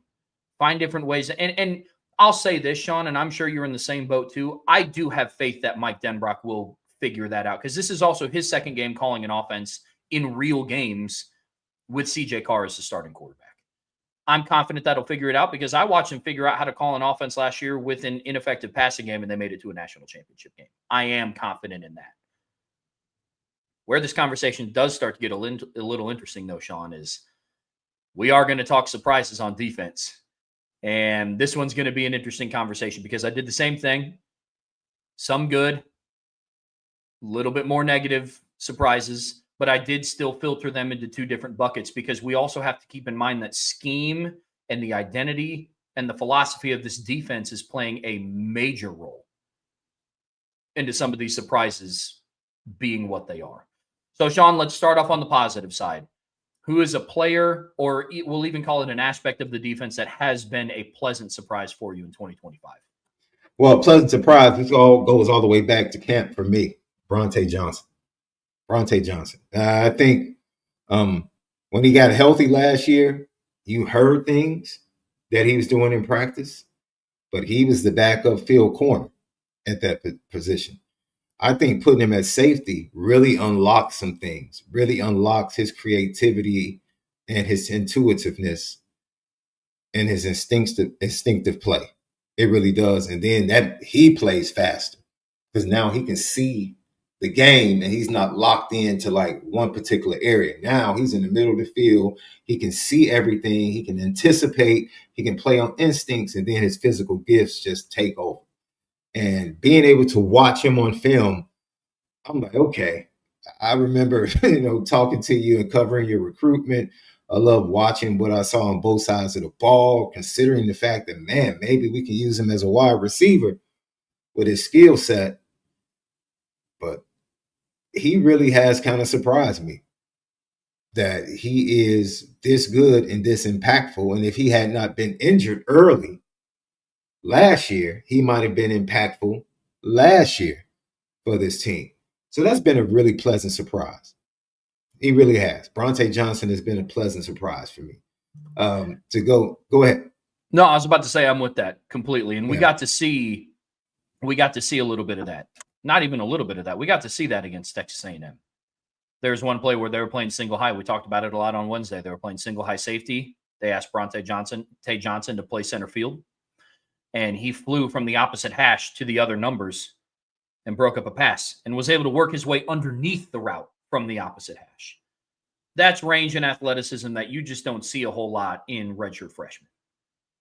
We've seen it before in some redshirt freshmen. One of them is now one of the highest paid safeties in the NFL. So we have seen it, but it's kind of few far in between, and it is refreshing to see that. I'm with you completely with Tay Johnson. The other surprise real quick for me, Sean, I'll kick it back over to you, has been Boubacar Traore.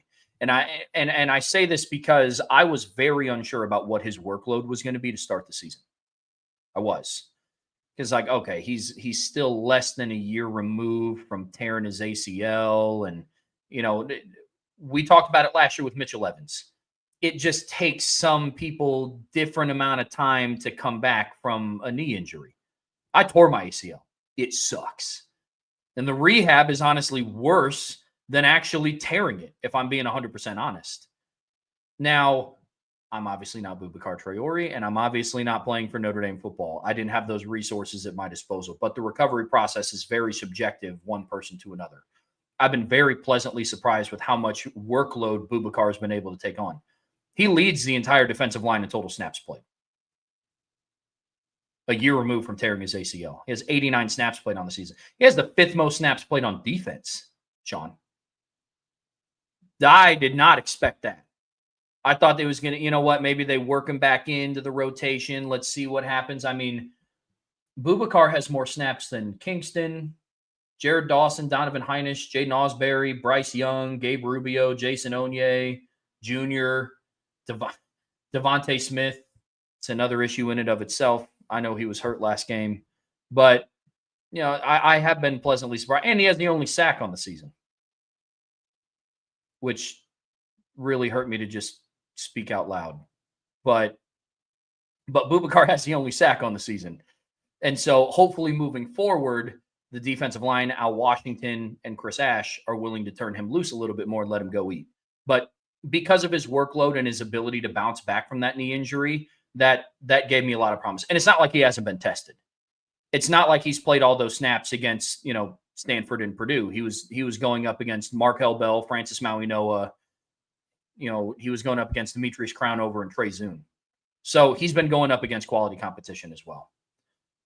Sean, any other positive surprises for you on defense that you've seen? It's not that I'm surprised, but the play of Gabriel Rubio to me has been a surprise, right? And I can't even quantify how much better he has been statistically, but he just looks better and more impactful from a down-to-down, snap-to-snap basis. He just does, and it's noticeable. So for me, and you spoke about it, Trev, the run game from a yards per carry standpoint has been pretty good the first two games. Like Miami ran for a lot of yards, but it took a lot of rushes to get to that. I think Miami was like 3.2 yards per carry. And, last week their yards per carry against Texas A&M was pretty good. So the only thing that stood out, of course, that third down conversion, that run it made it worse because up until that point, they really had played well against the run until they give up that conversion. So Gabriel Rubio is a big part of that, in my opinion. And he would be a really pleasant surprise for me on the defense side of the ball. Yep, I agree. To put some numbers behind what you're talking about here, Sean, in the season opener, Miami rushed for 134 yards. They did it on 38 attempts. They averaged 3.5 yards a carry. They get the bye week. They come back against Texas A&M, and they had 128 rushing yards, but on 32 carries. So they averaged 4.0 yards a carry. So if there's one takeaway, like you and I were talking about Wednesday, didn't have it on our bingo card for this season, but the run defense for Notre Dame hasn't been too bad this year. The issue is in the meaningful moments, that's when they lapse. When you get a 3rd and 12, you can't let go of outside contain and let Le'Veon Moss break it outside. Just can't. So those are some issues. Surprises on the other side of the coin here, Sean. And like I said, I broke it down into 2 different buckets. And one of them, there's some of them that are just flat out simple. You got to play better. Scheme aside, there are some things that these individual players have to do better over the coming weeks to turn these things around. And then some of the other unfortunate surprises have been because of predominantly scheme and what they're being asked to do and the changes in philosophy. But the first one for me is Christian Gray, Sean. There are things where schematically he's not being helped out, but I go back to last season before Chris Ash was ever a thought to come into South Bend. Last season, he was also asked to play off man. Last season, he was also asked to play zone. And you get into this season, and he hasn't improved in those areas. I talked about this yesterday when I was on the show with Brian, but I don't know with Christian Gray. I don't know if he has the yips. I don't know if it's just a lack of confidence. But his performance against Texas A&M was rough. And it wasn't that I can just look at that on film and say, oh, yeah, the scheme has to help him out there. Oh, yeah, the scheme has to help him out there. Chris Ash's scheme has nothing to do with whatever tackle attempt that was on Mario Craver's 86-yard touchdown run. Just flat out wasn't. He's the second lowest graded player on defense through 2 games. Behind Armel Mukum, who has played 2 snaps. Which is another issue that I'm just not even going to get into today because that's just in and of itself. He's been targeted 17 times this season. He's allowed 10 receptions for 112 yards. Christian Gray is somebody that has been a disappointment this season because I came into this year talking about how I believed, and to a degree, I think that to a degree, with a turnaround, I think Notre Dame still could have one of the best cornerback tandems in the country. but there's going to have to be a quick change. But at the end of the day, Christian Gray has been an unfortunate surprise this season. Sean, who you got? Oh, he's number one on my list as well. He's number one on my list as well. And I fully believe, look, it's evident. I talked to someone who used to play for Notre Dame watching the first two games, and they were like, yo, I can't speculate, but the way he reacts anytime his arm is extended, that looks like a labrum issue. He was like, just from playing and just from going through it as a DB, anytime you see him fall on his shoulder or his arm gets extended like that and he's writhing in pain, he was like, dude, that is some tissue labrum type issues. And he was like, trying to play defensive back with the labrum issue is crazy. And so that goes to, like, that's why he went and tried to hit the run Craver with his right shoulder. Like he's trying to avoid using his left shoulder, right? And that's not something that I can confirm. But once again, that was just something shared with me from someone that's played at Notre Dame, that's played in the NFL, that from watching the first two games and seeing how he reacts to that shoulder, more than likely that's something that he's trying to fight through or that he's possibly dealing with. And, you tip your cap to any player that tries to fight through injury and be there for his team.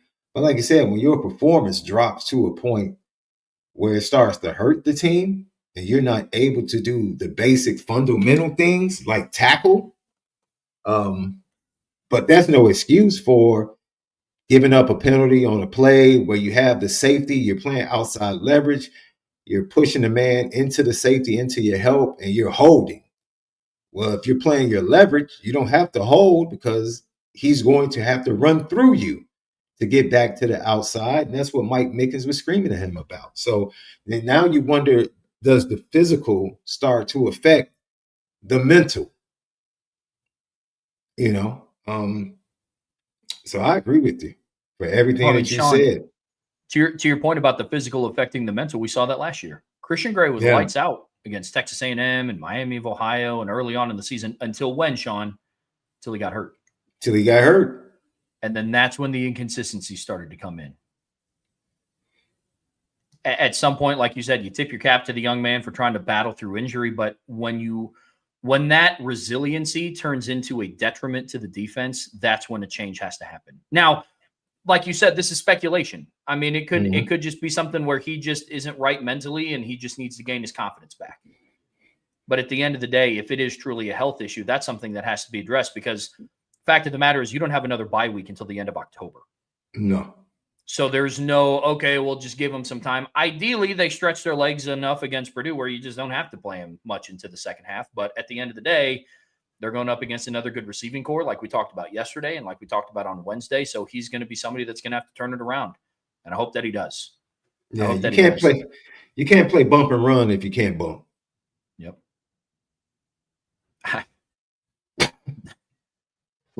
like we've said, bro, like we've said on so many shows, sometimes football is complicated. Other times it's really simple.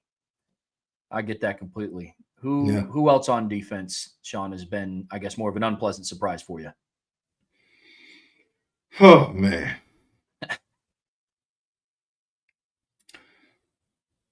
I don't want to,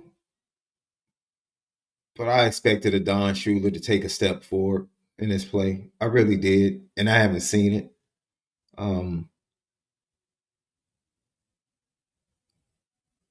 He would come downhill last year, a little bit out of control and missed tackles that could be tackles for losses. And the penalty, of course, that he's suspended for was absolutely, he was trying to put a hat on the ball the same way he did against Georgia to cause the fumble in the red zone. He was trying to put a hat on the ball, and the runner dipped his head a little bit lower, and he ends up making contact. So, I don't fault him for that. But, that same person that I spoke to, and Trev, you could speak to this. The same person that I spoke to, when he brought up Christian Gray, he mentioned a Don Shula, and he said, man, let me tell you something, bro. He said, it's real easy to play fast when the dude next to you is telling everybody what to do. and where they're supposed to be. He said it's real easy to play. He said Jack Kaiser did that on the second level, and Xavier Watts did that on the back. He was like, it's real easy for young players to play when that responsibility is on somebody else. He said, now, when that responsibility is on you, can you play just as fast and can you play just as good or to the best of your ability? And he said that's the challenge that a lot of these young players, Don and Drake, are going through. Right? They're used to just being able to play and actually having help because guys were next to them that could correct them pre-snap, even if they were in the wrong place. And now you have to know. And then not only do you have to know where everybody's supposed to be, you have to tell everyone else and correct everyone else, right? That's why you see Carson Hobbs screaming at Christian Gray. That shouldn't be him. That should be a Don Shula. Like, you should be the guy telling Carson Hobbs, shut up. I got this. So, so I give a little bit of grace because of that. But at the same time, I still expected him to play. And of course, the opportunities to either lay CJ Daniels out or come away with an interception against Miami, that was a huge moment. You just expect him to be a guy that's coming up with those big plays. We saw him make big plays in the playoffs. I just pointed out the Georgia fumble, forced fumble. So, yeah, he would be on my list. The concerning thing, here's what's interesting when you look at a Don Shula. Some of it is schematic driven, some of the struggles. Jalen Stroman's lack of aggressiveness when the ball was in the air, when Mark Zachary got beat on that double move by Casey Concepcion, and Jalen Stroman's passive play, those are your two most experienced safeties in the room, Don Shula and Jalen Stroman. In back-to-back games now, we've seen Notre Dame's two most experienced safeties just passively wait for players to catch the football. I mean, we haven't watched them attack the football in the air. We haven't watched them attack the receiver. It was literally wait for them to land on the ground, secure the catch, make the tackle. That's one where it's like, okay, this is a schematic thing when you start seeing it throughout multiple players. What I do put on a Don Shula, though, is one of his, I guess you could call it key attributes, is his ability to come down, fly down into the alley or fly down into the box and make a tackle. And right now, he looks like he's regressed in that way in some ways. Last year, he led the team in missed tackles. He had 18. He has 5 through 2 games. Right now, he's on pace in the regular season. He had 18 in 16 games. Right now, he's on pace to end the season with 30 missed tackles. That's one of those where it's like, look, man, at the end of the day, like schematic or not, tackling has to improve. That was another thing on my bingo card for this season that I didn't think was going to take a step back. I had questions, man versus zone. How is it going to be taught? How are they going to get after the pass rusher? I didn't think they'd have these many issues tackling. It's concerning. Kind of draws a, do you start having a conversation? Was this also an overcorrection from last season because so many of your players got hurt? So maybe practices aren't as aggressive. Again, that is pure speculation. I don't know what happens day to day in practice. Brian talked about it earlier in the week. You can be physical at practice without bringing somebody to the ground. I understand that as well. But something's missing. Because guys like Drake Bowen and a Don Shula and Jalen Stroman, who is a very good tackler at Virginia Tech, guys like that don't just all of a sudden forget how to tackle people. Plain and simple. The last one for me, Sean, because I also have a Don Shula on my list. One of the bigger disappointments for me this season has also been Carson Hobbs after watching what he did in spring. I thought in spring he was playing pretty well. Very fast. Flying to the football. He had one of the best open field tackles of the spring game, bringing down Kedron Young in open space on a little flat route. There are times in the game where, yes, again, the basis of all of this is schematic driven. But there are times in the game where he just looks like he doesn't have a feel for what's going on behind him. looks lost at times. And there's times where he just looks visibly uncomfortable playing the nickel. But at the end of the day, like I said yesterday, Notre Dame has given up 565 passing yards this season through 2 games. 289 of that have came from slot receivers. To put that into perspective, Jordan Clark allowed 308 passing yards in 16 games. And the 2 slot receivers you faced in Malachi Toney and Mario Craver have gone for 289 in 2 games. And that's just something that can't happen moving forward. So staying consistent with the theme of disappointments, that has been pretty disappointing for me to see. Just, I'll say the nickel position in general, because it's also been disappointing to see how that's been managed. I understand Devontae Smith was hurt against Texas A&M. Why did he play 37 of the 70 defensive snaps against Miami?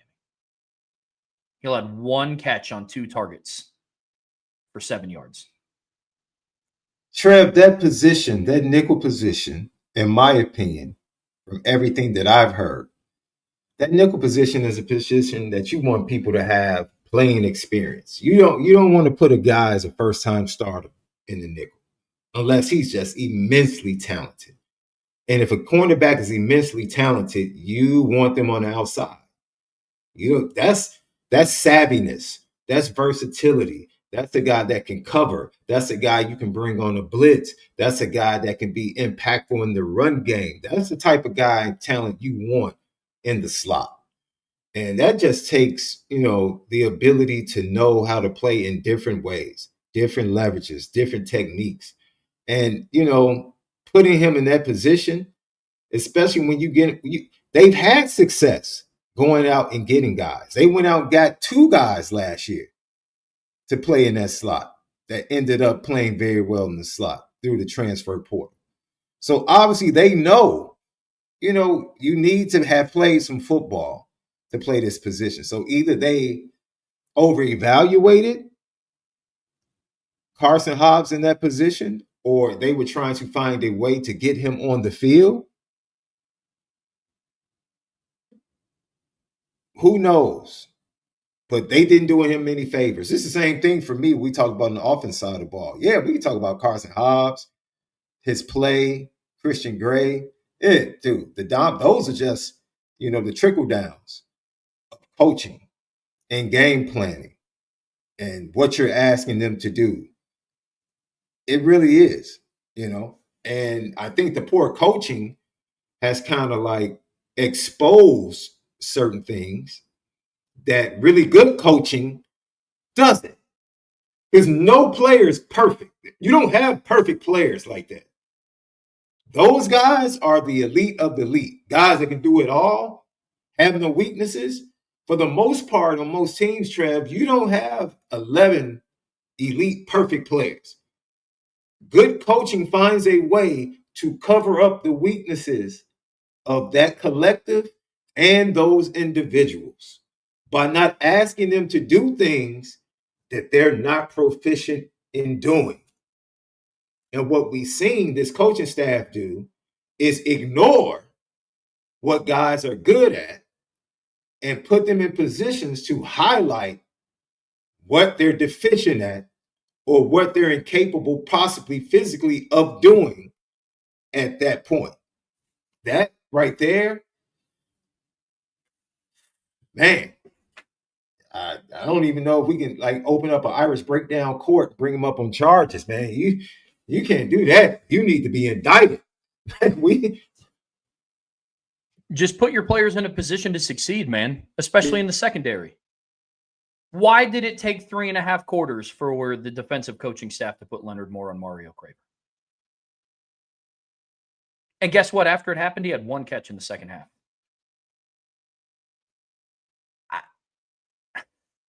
It's stuff like that. Why did you have to wait for a 17-year-old Malachi Toney to absolutely torch your defense to make the move to put Leonard Moore on him? Why? Why did it take that long? Stuff like that. Put your players in a position to succeed. The 2 other players that I'm going to talk about real quick, Sean, before we move on. that have been, I guess, surprising disappointments, but I file them under the, I guess, scheme.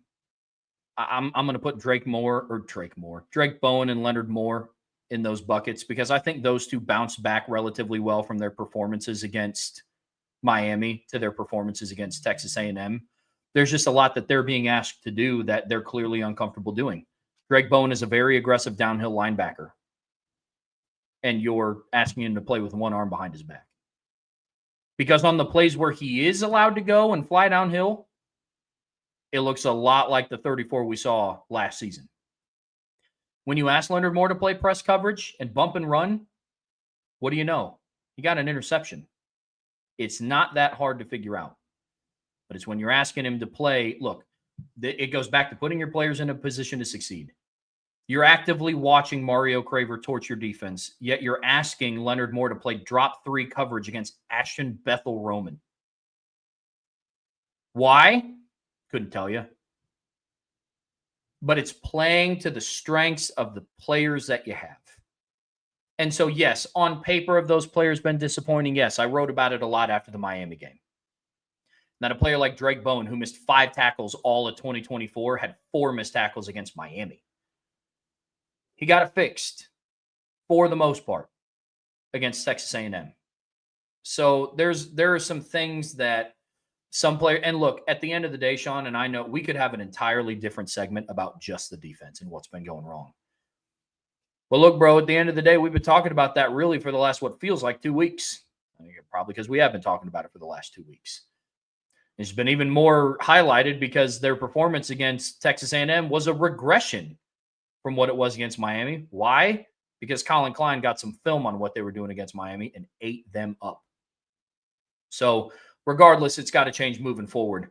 Sean, to tie a bow on this segment, we've talked a lot about, the disappointing players and the surprises from this season. But out of those disappointing players, who do you think has the best chance to rally? Meaning, who do you think has the best opportunity right now in the season to turn their performance around? Because they have only played 2 games. Yeah, I'll start with Adon and Drake right off the bat. It's a reason why they were selected as captains.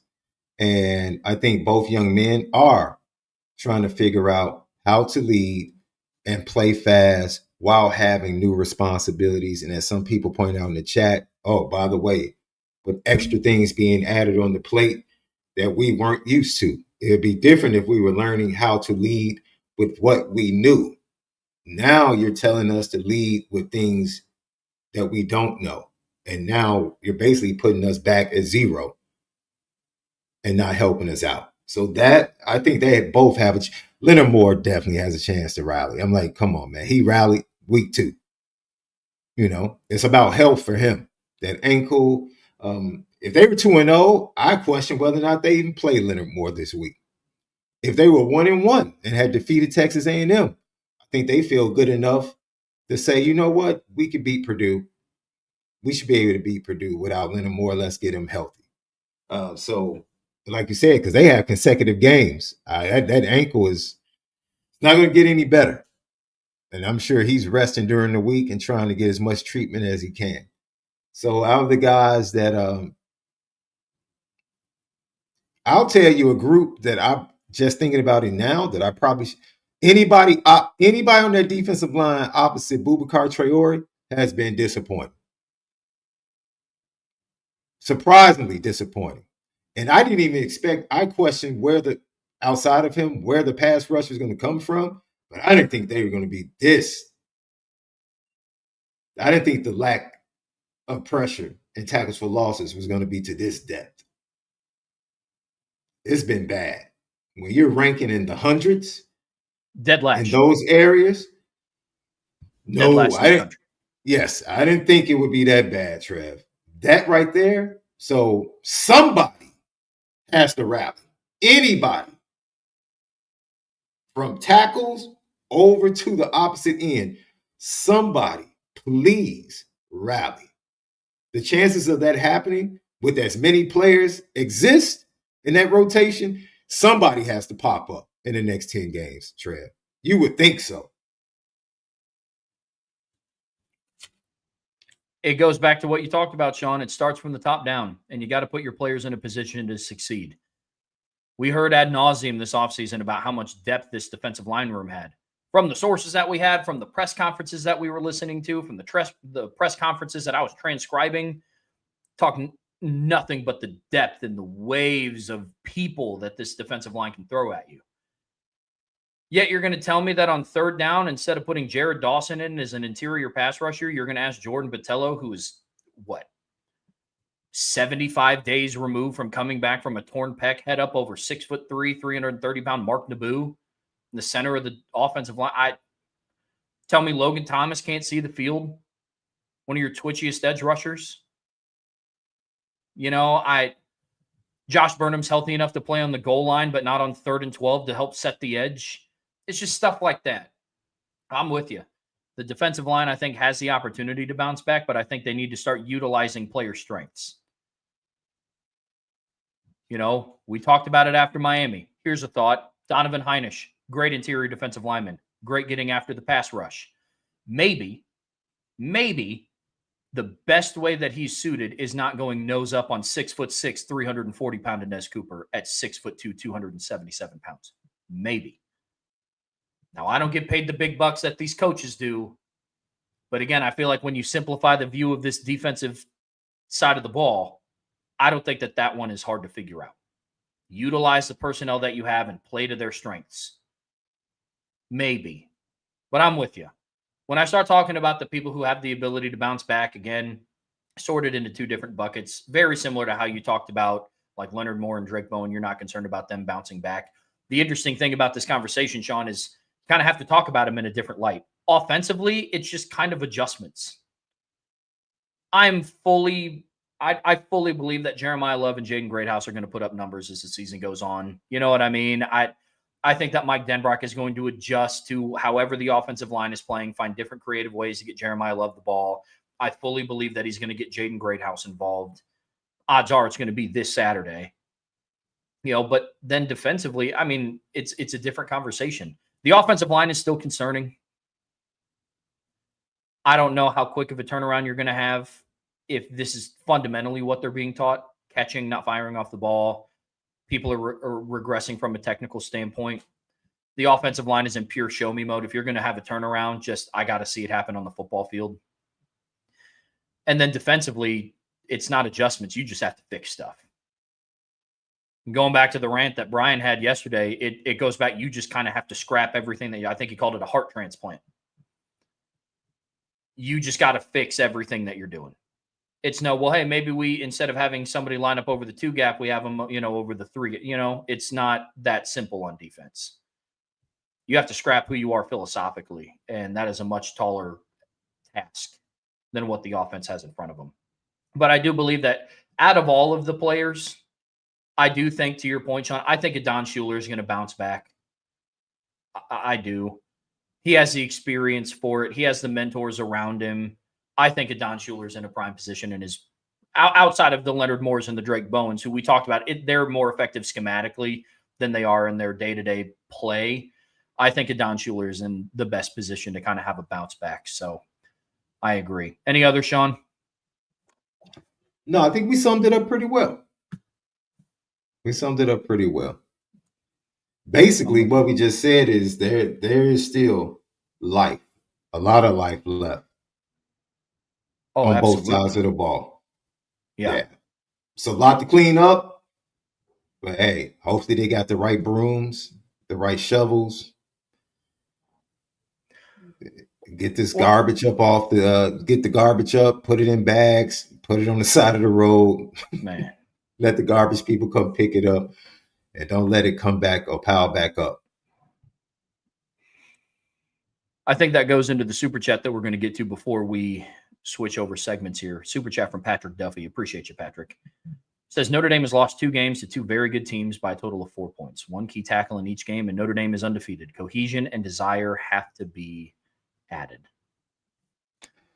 You know what? I can look at this and say a good Notre Dame team blows both of these teams out and wins by 10 points.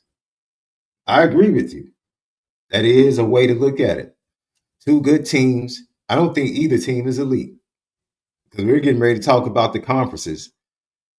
I wouldn't pick either of these teams to win their conference right now. I wouldn't, from what I saw. Could they sniff around? Could they sniff around winning the conference? Yeah, they can have a chance in November. I don't expect either team. I would give Miami a much better chance of winning the conference than Texas A&M. Oh, but agreed.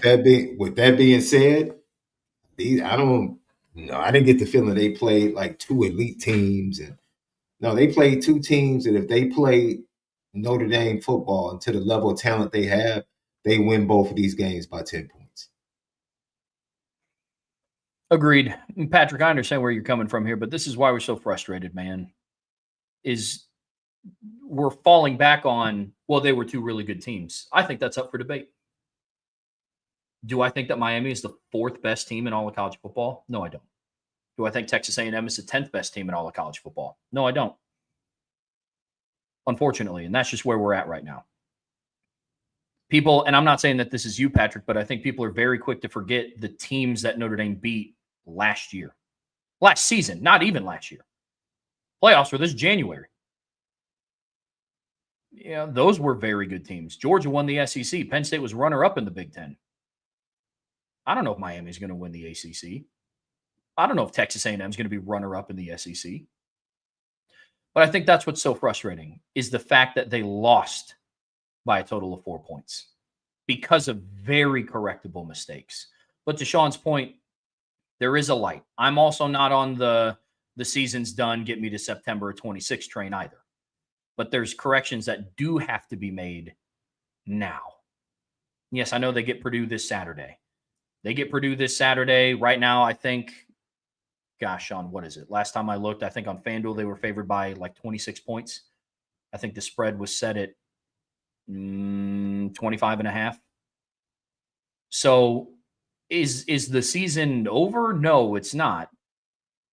But Notre Dame has now lost the right to kind of dictate their own destiny to a degree. They have to win out and then hope some stuff happens above them. So there is still light. But for those things to happen, the issues that we just spent the last hour talking about and really the last week and a half talking about have to get fixed now, or else it's all going to be for nothing. And that's the scenario that this Notre Dame team finds himself in. It's going to be very interesting to see how they respond, Sean. I know mine and your eyes are going to be glued to the TV on Saturday to see how all of that starts to unfold. That is for sure. But listen, folks, that's going to do it for part 2 of today's show. Don't go anywhere. We're getting ready to talk about college football big picture. We're breaking down the Big Four conferences, where they stand through the first quarter of the season. But before we get there, make sure that you guys hit that like button. Make sure you are subscribed to this channel. Also, make sure you're subscribed to the CFB Nation channel. We're cranking out content over there every single week, stuff that you're not going to want to miss. Vince and I do the spread option every Thursday at 8 p.m. That video, we actually did it live on Wednesday this past week, but that video is up on the channel. I know Bill Bender and Bill Troshi, they're putting in work over there on the CFB Nation channel, so make sure you're subscribed there as well. Whatever streaming platform you listen to us on, we'd greatly appreciate a 5-star review. But as always, the best way to support what we do here, you see it scrolling on the bottom of the screen. Brian has a lot of film breakdowns on the message boards right now, so make sure that you go check that out. You find all that at boards.irishbreakdown.com. All right, Sean, getting into the final part of today's show here on the Irish Breakdown podcast brought to you by FanDuel. We are talking about the CF part of the RTCF show, and we're talking big picture college football. And where we're going to start today is we're going to start talking about the Big Four conferences, the Big 12, the ACC, the Big 10, and the SEC. And as crazy as this is to say, season's already a quarter of the way over for most teams. Doesn't feel like it.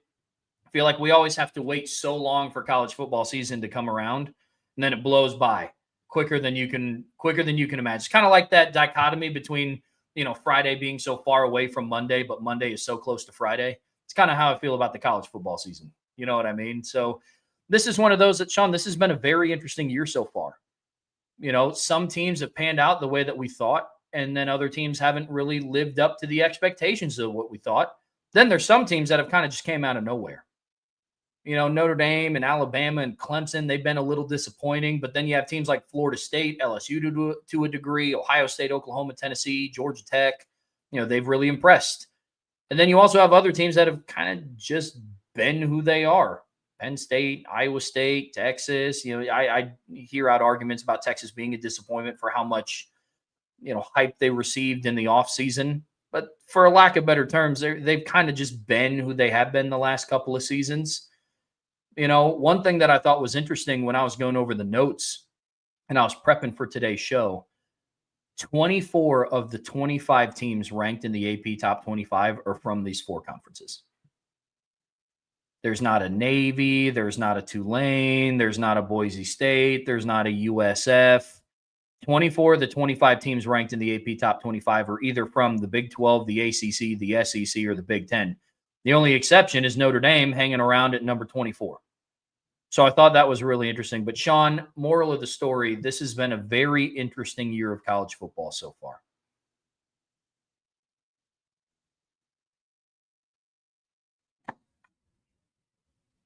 It's really been topsy-turvy when you look at it, especially when we get into each particular conference. I think The Usual Suspects would be a great movie reference for the Big Ten. SEC would kind of be more of a surprise. ACC, shocking. That's the thriller. The ACC conference is really, really thrilling. And I saw, Miami is the best. I have to see. Miami has a 4-game stretch where they play Florida State, SMU, and who is it? Florida State, Louisville, SMU, right? They're lucky. This is the great thing about their schedule. They don't play Georgia Tech, who, in my opinion, has shown gives them fits and was able to beat them last year. And Georgia Tech is one of my favorites right now to win the ACC or to make it to the ACC championship game. So the Big 12 is just like, who, what, where? Is Texas Tech, are they for real? Can Arizona State recover? I think the first 3 to 4 weeks of college football has given us a lot. It really has. It's given us a lot, and now we get to the crust of the conference schedules, and now we really start to find out, who's the cream of the crop. And all I know is everybody keeps waiting for the demise of Kirby. Every year, they're not as talented. They're not as good. They're not this. They're not that. I think that was a statement win. I think the fact that he let Carson Beck go, and you see the offense that they have now with Gunnar Stockton, I think that's a coach making a tough decision, but making it knowing that it was going to make his program better. And that's what you get paid to do. Hint, hint, head coach, you get paid to make the decisions. That might be tough decisions, but the decision is going to make your program and team better. Hint. Go ahead, Trev. Well, look, when we start getting into the conference breakdown, Sean, love the hint, by the way. Love the hint. Let's start off with the Big 12. And let's talk about this conference that is really, really crazy right now. I mean, we talked about it all offseason. We talked about it in the summer. This is one of those that's just kind of up for debate on who's going to win it. Now, I'm with you that the ACC is shocking, but again, the Big 12 is a Wild West right now. I mean, man, there are 8 different teams that if you told me they end up in the conference championship game, I would believe you. I honestly. So when you go and you look at this conference, they have 3 teams ranked in the AP top 25. But like I said, the league is what we thought it was. It's crazy. I will say the one thing that has impressed me so far about the Big 12 is I think that they've handled themselves well out of conference. Iowa State beat Iowa, Texas Tech beat Oregon State, Utah beat UCLA on the road, TCU handled North Carolina on the road. Cincinnati battled with Nebraska in I guess what you want to call a neutral site game, even though it was in Kansas City, Missouri, and Nebraska had to take a bus to get there. And, since he took a flight, I'm saying that hyperbolically, odds are Nebraska also probably took a flight to Kansas City. Point being, it's a neutral site game that was significantly closer for Nebraska than it was Cincinnati. With that being said, Sean, I think this conference has handled themselves pretty well out of conference. Now, here's the interesting thing, though, about the Big 12. You go through and you look, they have 8 teams right now. 8 teams in their conference that are undefeated. Only 2 of them have played conference games. I think that's interesting when you start looking at how this conference is broken down. And the only 2 that have played conference games, you have Iowa State, who in week 0 beat Kansas State. And then Houston last week last Friday, I believe, played Colorado at home and they beat them by 16 points. So this is a conference that, like you said, most of these conferences are going to start getting into the bulk of their conference play and things will very quickly start to iron themselves out. Quick reminder to everybody, this is just our evaluation of these conferences through the first quarter of the season.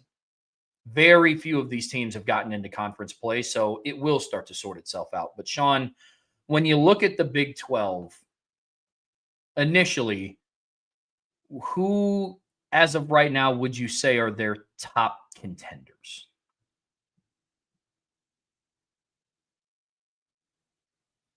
Trev, you being the betting guy that you are, if you were my bookie, I would tell you come back to me next week. I'm not giving you any money this week, buddy. Not on that question. I don't know, but from what I've seen, I would be willing to attach myself to Utah just because of the pedigree and the coaching. It seems like they've somewhat solved their quarterback quandary that has plagued them, particularly because of injuries the last 2 to 3 years. And they're always going to be tough-minded on defense.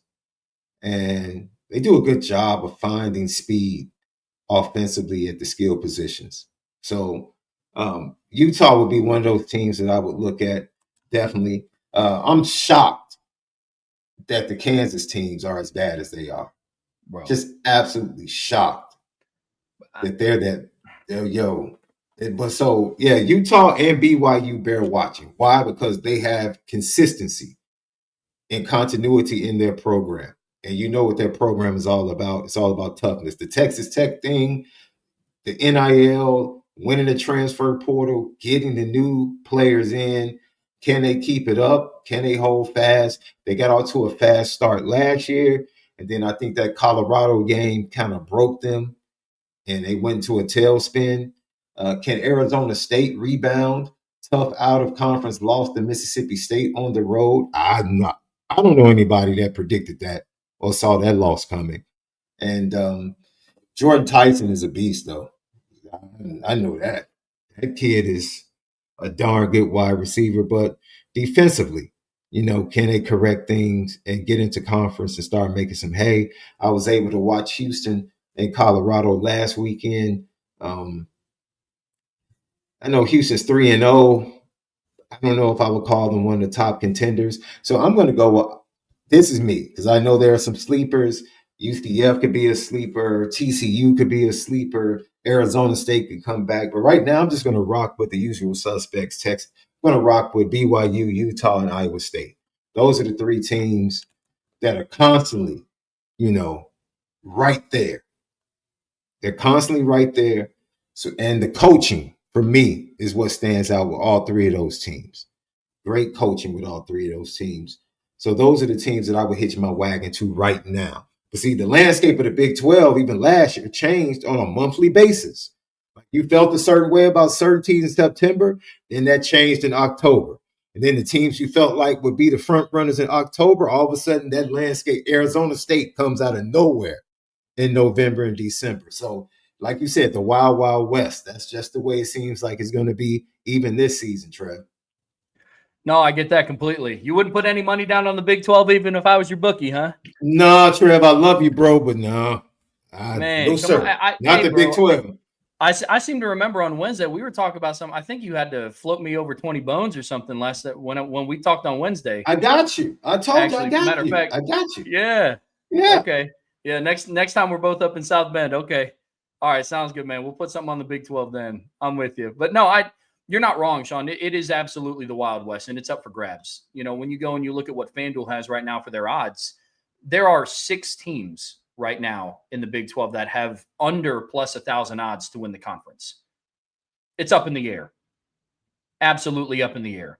Right now, Utah is the favorite on FanDuel, followed by Texas Tech, then Baylor, then TCU, then Iowa State, and then Arizona State. I thought it was interesting that Iowa State is 5th best odds to win the conference, even though they're one of 2 teams in the conference that has played a conference game and has won the most amount of games because they played in week 0. Right now, the Cyclones are 4-0. But I did think that was really, really interesting. But I agree with you completely. Look, I sorted this into 2 different buckets. I have top contenders, and then I have teams on the bubble. Because it's so early that I can't definitively say, yep, these are the 2 teams. Oh, who have they beaten in conference? Well, nobody yet because they haven't started conference play, but it's tough. So some of them are the usual suspects. I'm with you. Utah was in there for me in that conversation for top contenders. I'm also going to put Iowa State in there. They're off to a better start than what they were last season. Records are very similar, if not identical, through the first 4 weeks. But you watch how they play, it's a little bit more effective than what it was last year. They're undefeated, and they're one of 2 teams, like I said, that have an actual conference win so far this year. I put Texas Tech in that conversation. We're going to find out a lot about them this upcoming weekend because they have a big Big 12 matchup against Utah.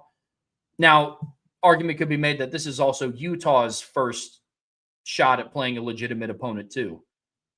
Put a lot of weight into them beating UCLA, because it's, they got Nico and it's second year of their head coach. And now their head coach is gone and the Nico experiment has not really been going too well out in Pasadena. So it was a good out of conference win, but it's how much weight do you put into that? I thought Utah looked fine against UC. Well, I'm sorry.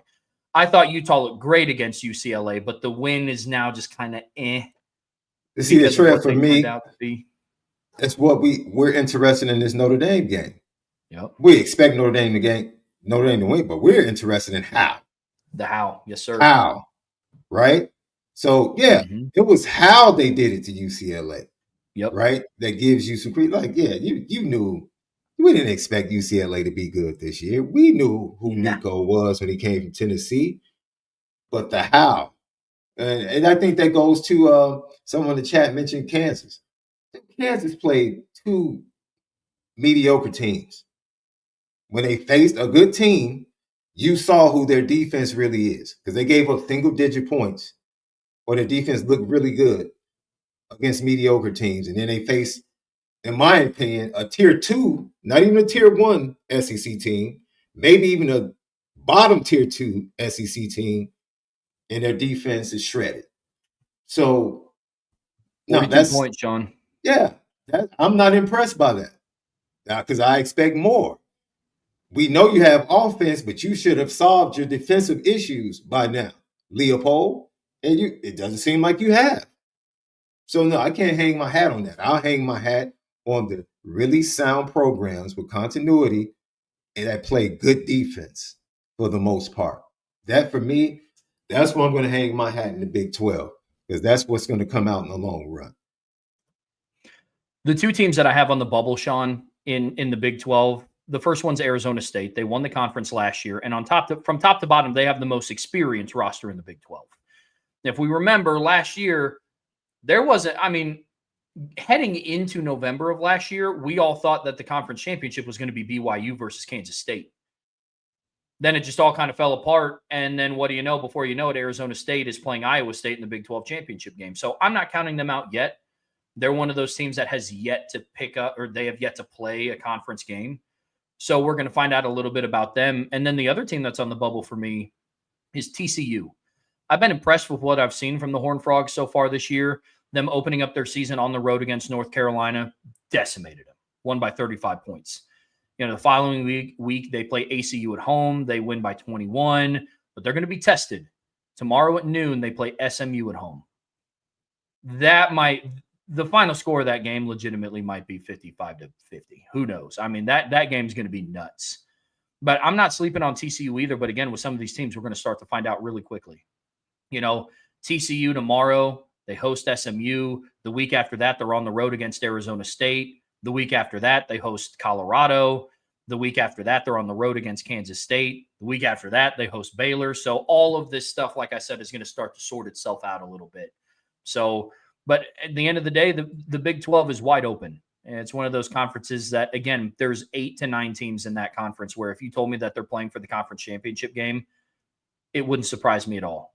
I mean, Sean, if we fast forward to the end of November, we just got done enjoying Thanksgiving dinner with our families. We get done hanging out. We're talking to each other. We're talking college football. Would it surprise you at all if I said that the Big 12 championship game was Iowa State versus Texas Tech? Would it surprise you if I told you it was BYU Utah? You know what I mean? Would it surprise you if I told you that it was Arizona State versus Baylor? I mean, no, like it's so wide open to the point where you never know how it pans out, especially in a conference like this, where the playing field is very level in terms of, how good the athletic range is on each team. We said it in the offseason. There's 8 to 9 teams that could win this league. And that's what makes this so exciting. Sean, when you look at this conference, who has been the biggest surprise for you? And you could take this either way, good or bad. Who has surprised you? And one of them I know you already talked about a little bit. Well, the position of quarterback at Utah has surprised me. That's flat out, which means that that offense has surprised me. Because if they've been consistent to me defensively at Utah. If their offense can produce consistently, it's close to 30 points, that's going to be a really darn good football team. That's going to be I'm surprised. I'm going to be honest with you, bro. And I didn't even think I would mention this team in this segment. I'm not surprised that there's a step back, but I'm surprised that what are we doing? What is this quarterback carousel in Colorado? What the heck is that? You go get Salter. You got a 5-star in Juju. And it's like, what made you think this kid coming in and putting up stats against a really bad defense, that made you make the decision to go to stop exclusively? Really? Like Houston showed you who he is rather quickly. And no change was made. It's like you thought you were going to come back and win that game with that quarterback. It's like, come on, man. Like I am confused with what's going on in Colorado. Shockingly surprised and confused. And you still can't run the ball? You still look, man. It's real dangerous right now because of NIL. We're facing a team. Barry Odom is doing it. He has built this team from outside in. They're really good on the outside offensively, very questionable at the running back and the offensive line position. Defensively, front four, they can't pressure the quarterback. They're big. They can stop the run, mush things up so that their best players, the linebackers, can make plays. And then they're not good on the back end. It's like that's life in the transfer portal, man. You can piece things together. And if you can coach, which Barry Odom has shown at UNLV, that he can do a really good coaching job along with his staff. But eventually, if you're going to build a program, you can't build it outside in. You have to build it inside out in the trenches. You have to. And that's just the era we're in, man, where these coaches, when they come into places, they're forced to build the program outside in for immediate success, but that doesn't have staying power. It just doesn't have staying power. You can't continue to do that. So I'm surprised, honestly, because that's crazy. That's crazy at Colorado. Because I don't know if you expected that. You do understand what you lost in quarterback and a guy that was picked top 5 in the NFL draft. Like the over-evaluation. Go ahead. Yeah. I'm sorry. No, you're good, man. I mean, look, some of the stuff that Colorado did last year was extremely impressive. But with all of those Shedeur and Travis put the team on their back. Obviously, Travis on offense and defense, and then offensively, Shedeur. I was not high on Colorado. I think I had them finishing second to last in the Big 12 when we did our preseason predictions. And it's because they didn't know who their starting quarterback was going to be going into week 1. They still weren't overly confident, obviously. And then you made the switch to your third string quarterback who he went 7 for 10 for $157 and 2 touchdowns. And that was enough for you to say, all right, we're going to start you against Houston. But bigger picture, you still can't protect the quarterback. You still can't run the ball, and you still can't stop the run. That is just the plague of what's going on at Colorado. So it doesn't even matter who you have at quarterback. It doesn't matter what receivers you have, and you got a portal receiver from this school and a power forward portal receiver from this school. Now look, man, you go and you talk about their game against Houston. They got outrushed 209-96. It's just, unfortunately, that's the situation that Colorado is in. But when I look at the teams that have surprised me, good and bad, I mean, look, man, you already brought it up, but Utah, I mean, after going 5-7 last year, they look really good. They're undefeated, and dude, they're absolutely working teams. They beat UCLA 43-10, Cal Poly 63-9, and Wyoming 31-6.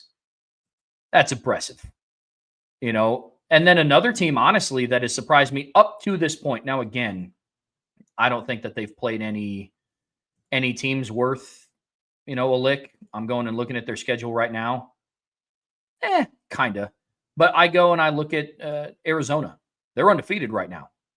I thought they were going to be terrible. But I thought their ceiling for wins was 3. And you never know. Once they get into conference play, maybe that persists. But they've honestly been a pleasant surprise after losing Tet McMillan and losing some other key players on their offense. I thought Arizona was going to be bad, but they beat Hawaii 40-6, a team that beat Stanford at home. Now, mind you, Stanford's not great, but Stanford just beat Boston College. That was crazy. But, you beat Hawaii at home by 34 points. You beat Weber State by 45 points. And then at home, you beat Kansas State. Now, we know what Kansas State is, and it's unfortunate for them. But Arizona is one of 2 schools in the Big 12 that has played a conference game. And I am honestly, they have been a surprise. And then on the flip side of the coin, Sean, you already talked about it. I don't know what's going on at Kansas State. But that's crazy. I mean, I projected them to play in the Big 12 championship game. That is crazy to me.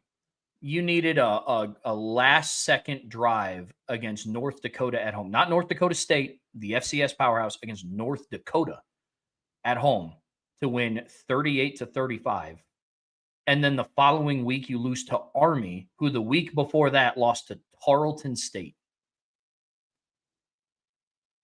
No disrespect to Tarleton State. I don't even know where that's at. That's crazy. And then you lose to Arizona, a team that I projected to finish dead last in the Big 12. Kansas State they're in a bad way right now, man. They're right now at the bottom of the Big 12, and it's not like their schedule gets easier. They have a bye week this week, and then they host UCF. Then they're on the road against Baylor, home against TCU, on the road against Kansas. I mean, it's going to be an uphill battle for the Wildcats, that's for sure. That is absolutely for sure. Any final thoughts, Sean, on the Big 12? No, I'm tired of talking about the Big 12. Let's move on.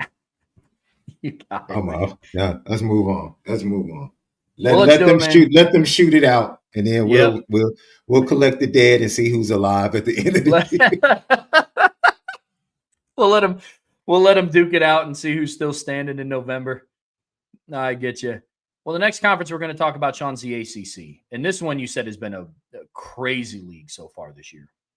Crazy league. They have 3 teams ranked in the AP Top 25. 5 of the teams in the league have losing records through the first 3 games of the season. But look, at the end of the day, I think this league is wide open. Absolutely wide open. There's 6 teams undefeated. There's some where it's like, okay, what is the real version of you? You know what I mean? It's like, what is the real version of Florida State? They've played 2 games. They had a really big win against Alabama, and then they beat Eastern Texas A&M by 74 points. And we're not going to find out this Saturday because they play Kent State at home. So we're going to have to wait another week to truly find out what type of team this Florida State team is. But this league is wide open, man. Absolutely wide open. What do you think about the ACC, Sean? Well,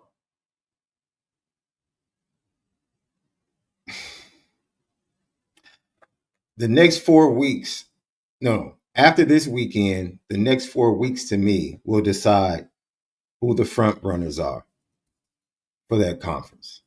I told you about the next 3 to 4 games after Miami plays Florida. The next 4 games will decide who they really are. And as I say that, they're still undisciplined when you look at the penalties.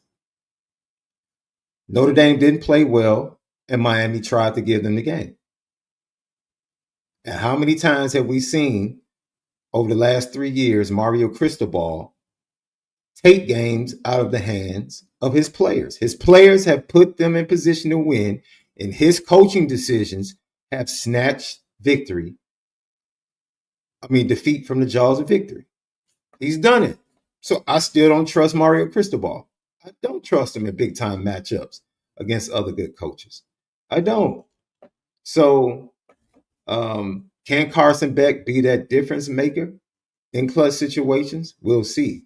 I think a lot is going to be said about, I think for the most part, they'll get resistance as an offense in the trenches for the first time this week against Florida.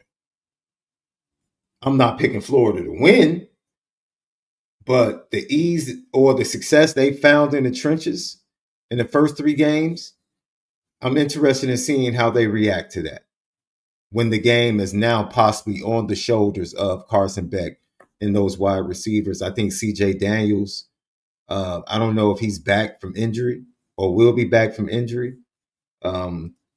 So we'll see how that injury impacts the passing attack. Florida State is very interesting, in my opinion. I mean, the physicality, once again, Florida, and then they face Florida State. That's 2 physical games back to back for Miami. So for me, next 3 to 4 weeks for the ACC, you'll find out whether or not Miami's real. You'll find out whether or not Florida State is real. Teams like Louisville, who are always lurking and always giving tough games to those good teams in the ACC, SMU, can they recover? Can Jennings lead that offense because they lost a lot on defense? Early season loss, that was disappointing for them. You tip your cap to what Steve Angeli is doing, but you saw who they were against Tennessee. And even in a win, Fran Brown isn't happy because they're running laps after the game in full uniform. So Pitt is expected to be dangerous. Cal, surprising up to this point, but they're well coached. Justin Wilcox is a really good coach, man, and has a really good coaching staff. North Carolina State with the transfers, dangerous wide receiving core with a really good young dual threat quarterback. It's a lot to look at over the landscape. The one thing we aren't talking about, and the biggest news this week, is Dabo Swinney sending smoke signals to Alabama that, hey, I'm ready to make the move possibly if things don't work out. Like, how would you like that 30-minute rant or that 15-minute rant he had? That was wild. About not being loved and what we've done. And yeah, dude, what you've done. Past tense. Yes. You literally in your own press conference lowered the bar. You lowered the bar because the bar at Clemson is national championship. And you're sitting up here talking about conference championships. No. You set the bar with Deshaun and Trevor. We're the beast that can beat Bama. That's what you were. You were beating your chest. Now you're beating your chest about, we win conference champions. No. You don't get off that easy. No. Now you're trying to cop please. No, sir. We're not going to let you off that easy. Yes, now you're starting to sound like Brian Kelly. Oh, we did this. We've done that. We've done this. No, the standard is the standard. And the program is below standard right now. That's the reality of it. So I think this entire conference is below standard right now, Trev. And that's shocking. Yeah. That's shocking because they definitely are positioned geographically to have access to talent. Oh, yeah. Oh, So, 100%. so Absolutely. now you question the coaching, like what the heck is going on in Florida State? You were trending, and all of a sudden you have a horrible season. Everything goes off the rails. Clemson is on a decline. Louisville, have they hit the ceiling? Is Brom just a 9-win coach with a really good offense and a team that can scare some of the top teams every now and then? Georgia Tech is on the come, but do they really have enough when they go up against elite teams? You know, I think that conference really, from a competitive standpoint, is in trouble, especially if Clemson is not going to be Clemson. If Clemson is not going to be Clemson, whew, the future of that conference might be in trouble. And now you have to start asking who can become that anchor program for the ACC moving forward, because it seems like it's wide open now. No, I think you're spot on, man. I mean, that it was so difficult to talk about top contenders. I mean, you just kind of have to take it at face value for what these teams have been through the first couple weeks of the season. You know, it's this conference is absolutely wide open, and it's absolutely weird to talk about. Clemson was my biggest surprise. I mean, for me personally, there were other people that called Clemson not being as good, and there were some warning signs written on the wall before. But I just looked at this offense with Garrett Riley and Cade Klubnik and their receiving core and this experienced offensive line, and they get a new defensive coordinator and Tom Allen, and you get Peter Woods and TJ Parker. Wade Woodass comes back. You get Avion Terrell's back. But I mean, good Lord. I mean, you have a team like that has yet to put up over 30 points in a game, Sean. That's crazy. With an offense like that, you haven't put up over 30. I mean, you needed a 17-point third quarter to beat Troy by 9 at home. I mean, I don't know if it gets much more disappointing than that. I mean, that's crazy. That is weird to talk about. But I'm with you. I mean, again, top contenders for me in this league, taking it at face value right now, it's Miami and Florida State. But the sample sizes are so small that I don't know what to make of Florida State yet. We've seen them play two very different opponents, Sean. Alabama and East Texas A&M. And it's not like we're going to find out this Saturday because they play Kent State. And then the list goes on and on and on about who's on the bubble. I mean, Georgia Tech, Louisville, NC State, Pitt, SMU. As crazy as this is to say, you also can't leave Clemson out of the bubble. I mean, this is what happened to them last year. You lose to the good teams that you play, but then you kind of backdoor your way into the ACC championship. And then big game Dabo, I guess, just kind of shows back up and they beat SMU, their first team in the league in the conference championship. So that's what's so weird about talking about this league being on the bubble. I will say, you already mentioned them. Last thing for me about the ACC, with all the attrition that California had, the fact that they're sitting at 3-0 right now is impressive. I mean, look, man, they had 33 outgoing transfers, and at one point, their entire running back depth chart was gone. Like, they didn't have a single scholarship running back on their roster, and they're 3-0. And it's not like they played, the same three teams that Penn State opened up their season with to be 3-0. They beat Minnesota. I mean, Cal just beat Minnesota at home last week, 27-14. That's impressive for everything that they lost and all the attrition that they went through. So Cal's in an interesting spot, but they have been a pleasant surprise so far. Sean, let's move on to the SEC. And this is a conference that I think has been, so far up to this point, significantly more competitive than what they were last season. We talked about last year being a down year for the SEC, and now you look at the landscape of these teams now. Fact of the matter is 11 of the top AP 25 teams live in the SEC. There's only one team in conference with a losing record right now, and that's Florida, I believe, unless Kentucky might. No, Kentucky's 2-1. So overall, the only team in the SEC with a losing record is Florida. But again, we have talked about how difficult their schedule is. And I mean, I would argue that Florida has played two of the tougher opponents in the SEC so far. And now they're gearing up to play what? Miami. Just got done playing LSU.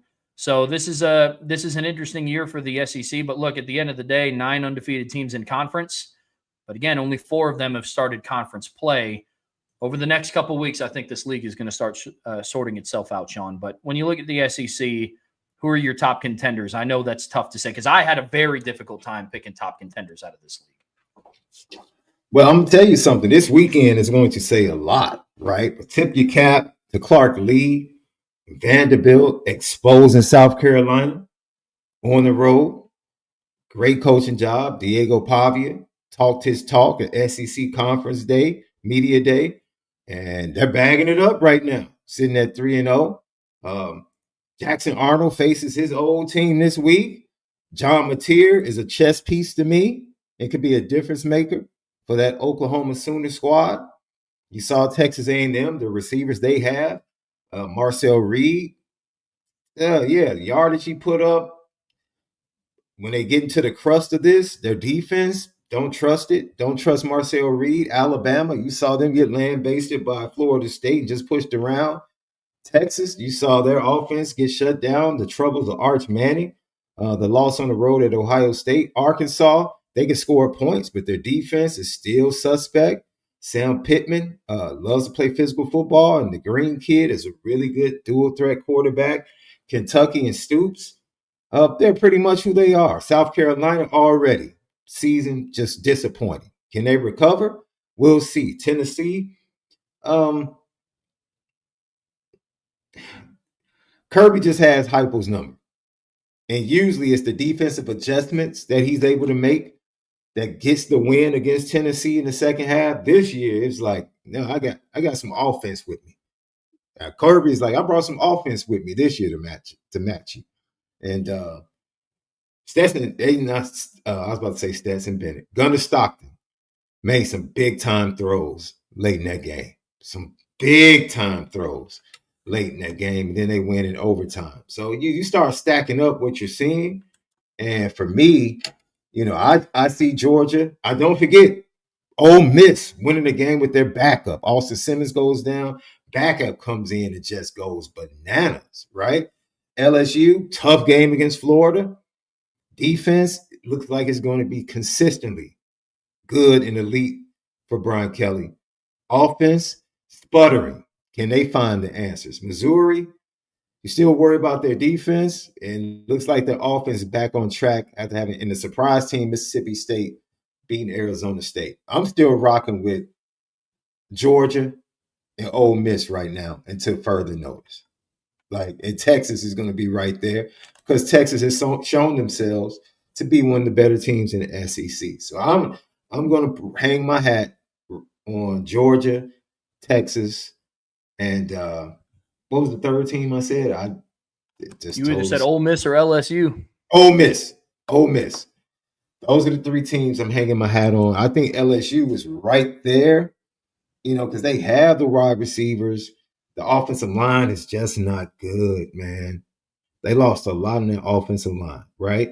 And they just made enough plays in the second half offensively to be able to match with the dominance.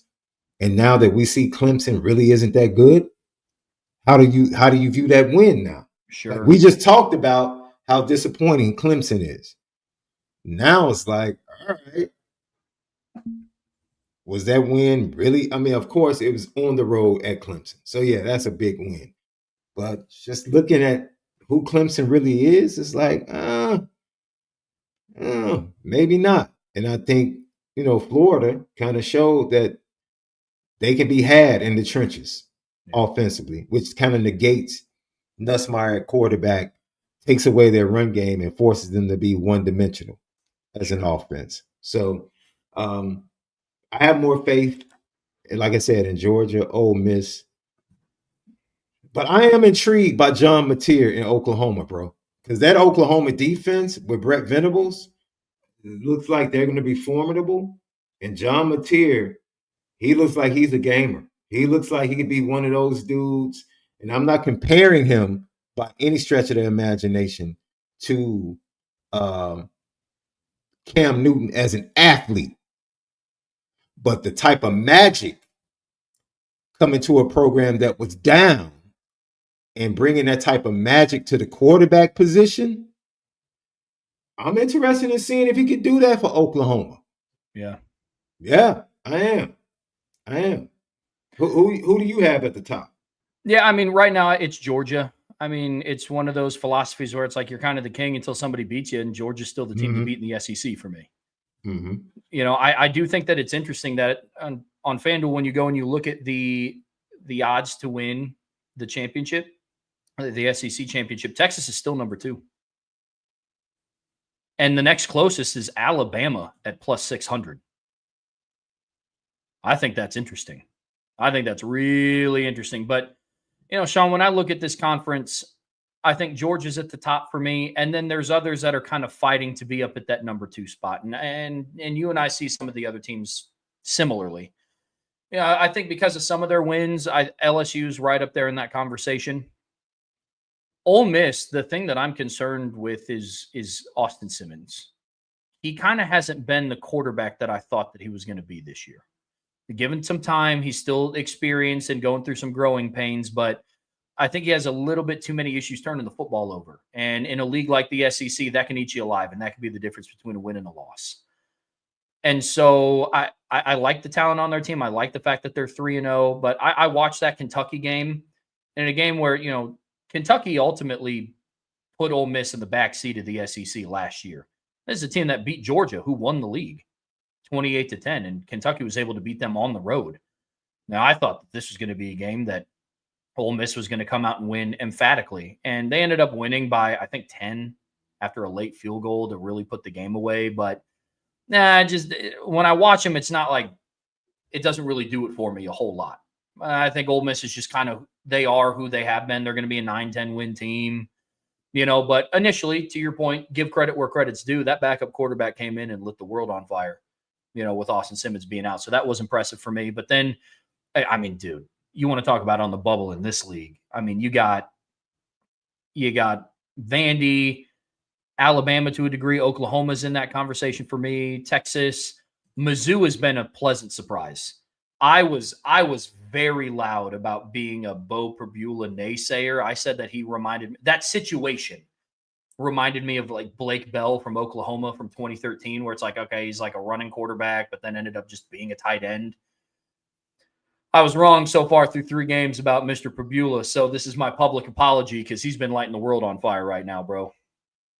He's been dealing, and it's been really, really impressive. I mean, shoot, man. I mean, their offense has put up 61, 42, and 52 respectively. Now, the only good team that they played, I guess, team with a relative pulse was Kansas. But, I mean, Perbula has 791 passing yards on the year, 7 touchdowns, 76 rushing yards, and 3 rushing touchdowns. They haven't started conference play yet, though, so that's going to be the deciding factor with a lot of these teams in the SEC. That's for sure. I think Alabama had a decent bounce back against Wisconsin. I also think Wisconsin might be one of the worst teams in the Big Ten. So it's like, you know, Alabama last season went into Madison and beat them like 42-10 or 49-10 or whatever it was, and still lost to Vandy and still lost to Oklahoma. And so it's like, was it a good bounce back? Yeah, they looked better, but I'm going to be very curious to see what Alabama does against a team with like competition. You know, I think once they get into conference play, that stuff will start to sort itself out. But no, I agree with the other teams that you talked about, man. Vandy, Texas A&M, the jury's still out. Part of that's a little bit of bias because I watched how bad Notre Dame played and you won by a point. Now, mind you, you went into South Bend, a place that, I mean, I guess maybe not for the MAC is hard to go in and win.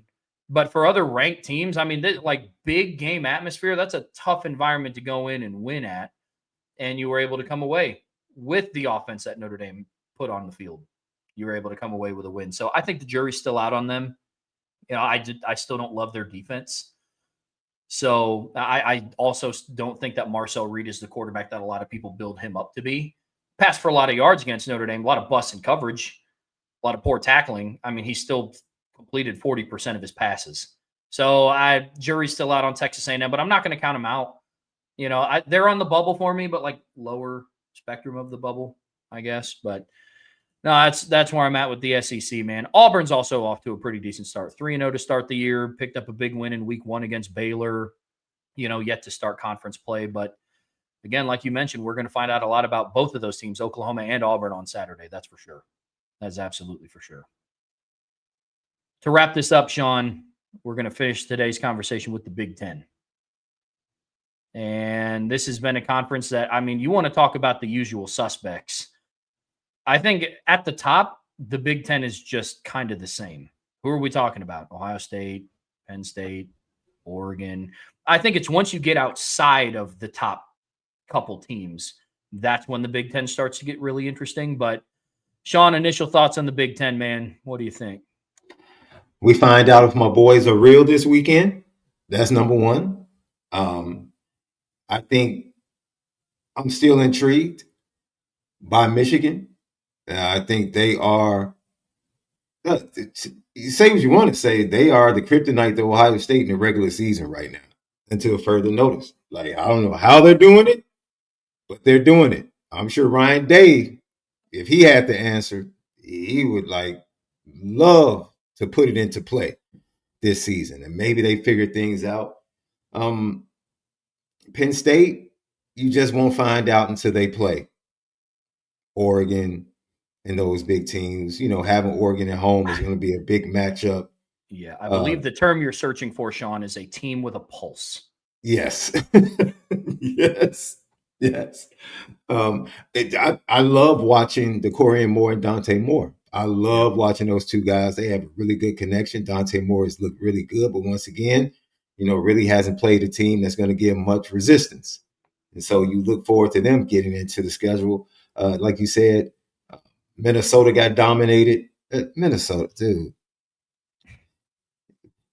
Keep rowing your boat, man. It's like, they'll come up with a few good wins, but you talk about a coach that gets a lot of love. And granted, it's hard to win at Minnesota, I guess. I've seen other coaches go in there and win 10 games, but I guess, 8, 9 games is like winning the Super Bowl in Minnesota. But yeah, keep rowing your boat.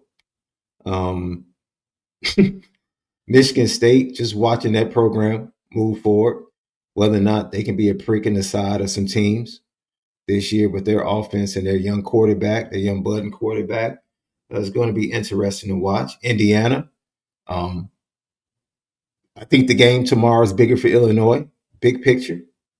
I think Cignetti and what he's established. The game comes down to the two quarterbacks. I think both teams are going to be able to score. And I think the quarterback that late in that game makes the most plays is probably going to end up winning that game. Ohio State is just sitting waiting. I was like, dude, I saw enough against Texas. I really did. I saw enough against Texas. And I know they have enough on offense. If they can protect, the only thing I worry about Ohio State is whether or not that run game can improve. Because they had two really good running backs last year with a good offensive line, a run game that supported Will Howard, along with those wide receivers. That could end up being a problem, especially against a Michigan defense that's still pretty stout up front, and other teams in the conference that have pretty good defensive lines. So I actually think this is the year where Ohio State could get caught before Michigan. They could get caught before Michigan. I'm not into Penn State always loses one of those big games. They just do. And they just do. Right? It is what it is. So, but I'm intrigued, man. Like, you would have to, you just can't dismiss Oregon. I know they haven't been able to get the big one, whether it's in the playoff. But, they were the Big Ten champs last year. They're the defending Big Ten champs. So you just can't dismiss them. And I expect them to be right at the top with Ohio State and Penn State. And Indiana right on the outside. And I don't think my boys have earned the right to be considered at the top. Tomorrow will go a long way to establishing them. And then you expect them to do well up until that USC game. USC, I don't see it, Trev. I'm not buying stock. They probably the two outside of Ohio State, the best wide receiver core in the conference. Their top two dudes are, sheesh. And you add in Tanuk Hines as a third receiver. Jaden Mahava has a lot of weapons, man. But that defense is still, they made moves to beef up the defensive front, got 5 stars, Jakeem Stewart and all that. No.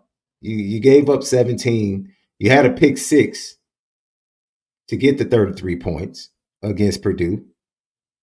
You gave up 17. They turned the ball over, interceptions going in to score 2 times, right? So the interception pick 6 was a fluke as they were getting ready to go in and score and make it a single-digit game. I think a 3-point game at that time if they had scored. So that game was closer than the score, says. So no, I don't believe in USC at all. Now you talk about some sleepers. Oh man. Do I even want to give Nebraska that type of respect, bro? We're going to find out tomorrow. You will. You will definitely find out tomorrow. They always find a way to be around come late in the season. Gronkowski or Gronowski, the kid, I just don't listen. I haven't seen it. I expected more. So I mean, unfortunately, and this, I know it's going to sound like it, but I don't mean this to be a shot on Mark Gronowski, but add him to the list of quarterbacks that is getting quite lengthy, to the list of quarterbacks that was going to turn around Iowa's offense. It's the same story we hear every year. We heard it about Cade McNamara. We heard it about, we heard it about Mark Gronowski. It's every single year. I have zero concerns about Iowa's defense every single year. Literally none. They're going to have a good defense. Comes down to, can they put more than 17 points on the board in any meaningful game? And the resounding answer so far has been no. I mean, look, at the end of the day, Sean, Iowa's going to be who they were. Like, I saved the Big Ten for last because a lot of this league is just kind of who they were.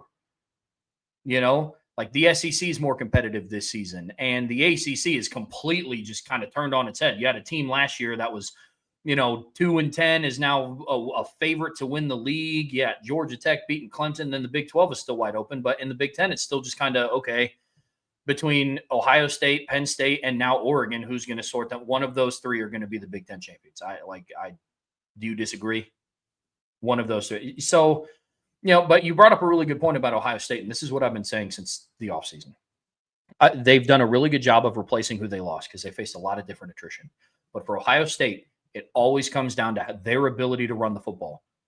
I have never been concerned about their ability to throw the football, literally since I've been a football fan. My first year being a college football fan, they had Troy Smith and Ted Ginn Jr. and Anthony Gonzalez and Santonio Holmes. You know what I mean? Like, I've never been afraid of that. But what are the years that Ohio State has been the best, Sean, when they've been able to run the football? They won a national championship in 2014 with Ezekiel Elliott. In 2019, they played in what I thought was one of the greatest college football semifinal games that I had watched between them and Clemson. What'd they have that year? A 2,000-yard rusher in J.K. Dobbins. The year after that where they decimated Clemson. They picked up Trey Sermon from the transfer portal from Oklahoma. Then they also had Justin Fields running around. Last year, they win the national championship, 2 1,000-yard rushers. When people sit back and they ask themselves, well, why didn't Ohio State do better in 2023? Oh, they immediately blame Kyle McCord. After Travion Henderson got hurt, can we talk about how their running back room was Mayan Williams and Chip Trainum, a converted linebacker? I mean, it's a pattern at this point. Their ability to run the football will dictate how successful they're going to be because they're always going to have a good quarterback. They're always going to have good wide receivers. They're all, you know what I mean? So that's what it's going to come down to for Ohio State. For Penn State, it's can you finally get over that hump? And I guess for James Franklin, it's now can you finally get over that mountain of being the team that's like always like kind of there, but like not there, you know? And who knows? And then for Oregon, it's can you repeat? Can you have a high-powered enough offense to get you past some of those teams? So that's the Big Ten in a nutshell. I think they are who they are. Right now, the top contenders in my eyes in this league are Ohio State, Penn State, and Oregon. Like I talked about, there's teams on the bubble. Illinois could make a statement this week. I talked about this yesterday when we previewed the game. I do think a lot of the pressure is on Illinois, but I mean, so far at Indiana, Kurt Cignetti's over in playing ranked teams. Now, in his defense, the two ranked teams that they played last year ended up playing for the national championship. So who knows what's the real Indiana? Because Kurt Cignetti talked a whole lot about Google me and we beat the you-know-what out of ranked teams. Well, so far, you haven't fared too well doing that. And they had a very easy schedule last year. So this one is going to be really telling. Washington is another team in the Big Ten that I'm keeping my eye on. Still undefeated at home. They're going to get tested here in a couple of weeks when they host Ohio State. But that's one that I don't know if they have enough firepower right now to win the conference. But that's a team that I think could start hanging around and be kind of like that Iowa where you just never want to go play them. But see, that's what you pointed out about Ohio State. That's an environment that could be one of those slip-ups. Is the game at Washington? Yeah. That if you've never seen a game at Washington or never heard players talk about playing at Washington, that is an environment with with Julian saying, not having a run game to complement him, especially if Damon Williams and his crew are making plays and they can make it tough.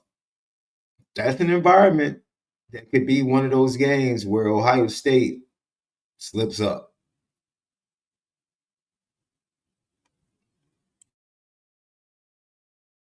Those are one of those games, Sean, that you have to be able to run the football. Away on the prime example. Last year against Penn State. Obviously, their passing game wasn't lighting the world on fire. Talk about Ohio State on the road against Penn State. What took over that game? Quinshon Judkins. Travion Henderson.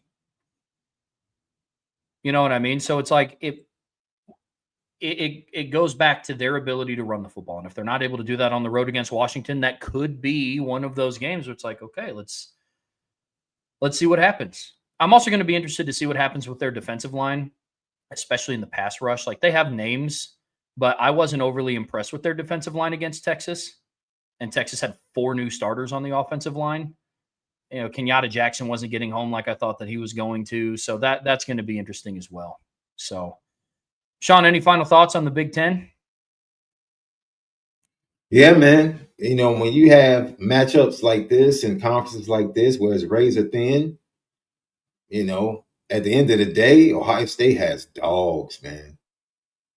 They got some dogs. Jeremiah Smith is a dude. Caleb Downs is a dude, right? And you have those dudes, they can get you out of some tough situations, some tough jams. So I still would have Ohio State over by everyone else. Man, I'm tired. Look, I just don't believe in Drew Allen. Not in a big moment. It's almost like I wait for the I just wait for it, man. Drew Allen's that heel that puts up a good fight in wrestling, but you know he's going to lose at the end. Like everybody knows he's going to lose the big match at WrestleMania. He puts up the big fight. He has moments where the ref gets here on the 3rd count, but you already know he's not winning this. You know, that's Drew Allen to me. He's like college football's biggest heel. You know what I'm saying? Like he's the heel that you pull for, but at the end of the day, you know he's not going to get it done. Other than that, I do think this conference, we can have some surprises. I would not be shocked. I wouldn't be shocked if Ohio State wasn't in the championship game. I wouldn't be shocked. I really wouldn't, especially if they get a loss before Michigan and they have to win that Michigan game at Michigan to get to the Big Ten championship without a running game in the cold in Michigan Stadium. Nah, I wouldn't trust it. I mean, and we're going to find out. I mean, look, man, the rest of their remaining games, their toughest opponents, they only get one of them at home. They have a bye week right now. They're on the road against Washington on September 27th. They're on the road against Illinois on October 11th. They're at home against Penn State on November 1st. And then, like you said, they're on the road against Michigan to end the season. It's real interesting. Really interesting. So in that scenario then, Sean, would you say that the Big Ten championship would be a rematch of last year, Oregon and Penn State? It's a good chance. It's a really good chance, right? They play each other, and then the loser of that game, they could run the table, and it could be a rematch. Yeah, I can see that. I do think the winner of that Indiana-Illinois game has a really good shot, though, to make it to the Big Ten championship game. That would be some momentum created for both of those programs. I think Indiana plays, is it Penn State they play? I think they play Penn State and Oregon this year. They play both? Yeah. If Indiana can split those games and win tomorrow, that's I like that. I like that. Yeah. I give them a good shot. And of course, if Illinois wins tomorrow, and then they can get by USC, man, let me tell you something. Look here. I haven't been to an Illinois game in a long time, friends. Okay? I might have to make the trip down 57. If they win tomorrow, I might be making the trip for homecoming. Just might. As I don't blame you. You might have to, bro. Look, as much as it does pain me to say this, I am going to be interested to see what USC does down the stretch too, because they're going to have opportunities to boost their resume as well. I mean, you get Michigan State at home in your first real test. Then you're on the road against Illinois. Then you get a bye. Then you host Michigan. Then you're on the road against Notre Dame. Then you're on the road against Nebraska after a bye week. I mean, the month of November for USC is outside of, 3 of their 5 games are going to be pretty tough in November. On November 1st, they're on the road against Nebraska. Then you're home against Northwestern. Then you're home against Iowa. Then you're on the road against Oregon. Trev, but we beat Nebraska and Nebraska last year. I just want to point that out. Sure did. Yeah, we did that already. No. Next. What's the next game after Nebraska? I was talking about USC schedule. You said USC schedule. Yeah. Oh yeah. I'm sorry. I thought you were saying, man, we got to go face Nebraska at Nebraska again. Okay, USC. No. That see that's a tough game. That's like USC going on the road to Minnesota last year. Dude, that physicality matchup for them, it's not. Purdue just couldn't run the ball last week. If they had any semblance of a run game, because they threw for over 300 yards, if they had any run game, they would have given USC fits defensively. Fits. Agreed. Right? Agreed. So, no. But I said this in the preseason, Sean, about your Fighting Illini.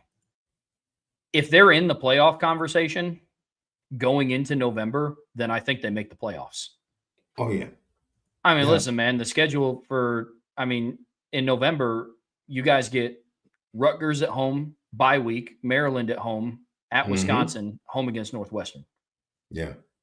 The issue before then is you have at IU, home against USC, on the road against Purdue, home against Ohio State, and then on the road against Washington. Yep. You got to get the IU game. Have to get the IU game. It's a must. And if you get the IU game, Shambana's going to be rocking when Ohio State comes in. It's going to be rocking. I bet. It's going to be rocking. But the game that scares me, the game that scares me the most, Northwestern. It's just that rivalry game, bro. It's that I don't care how good Illinois is. How they stick around in Northwestern could be awful, and it's a second half game every time.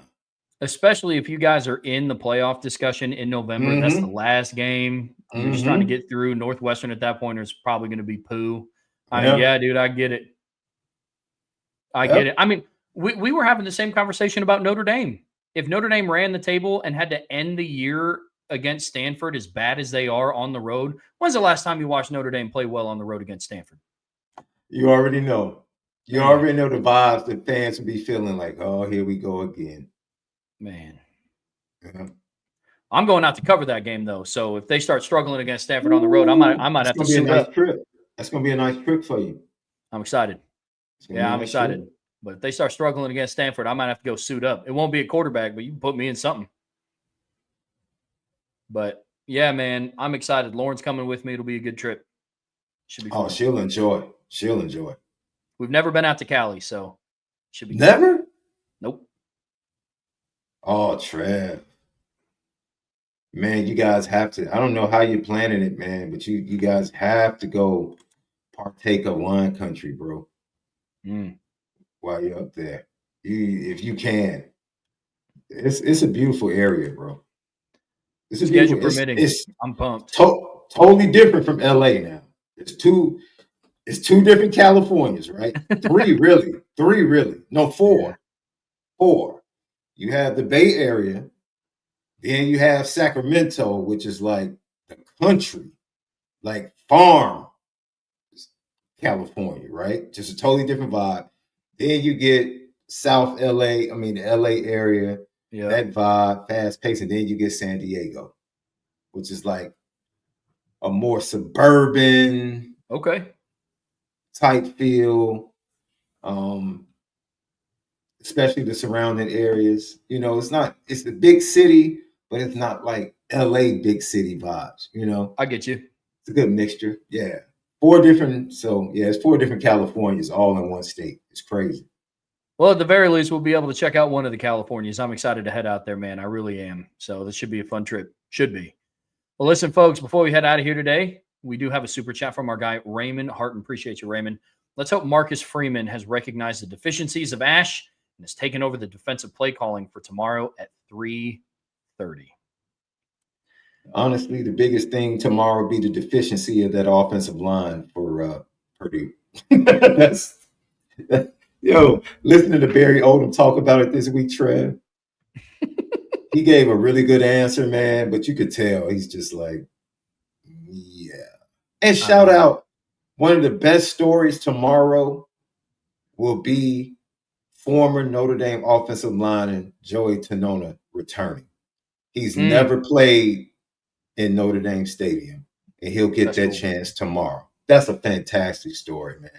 Kudos to that young man. Well said.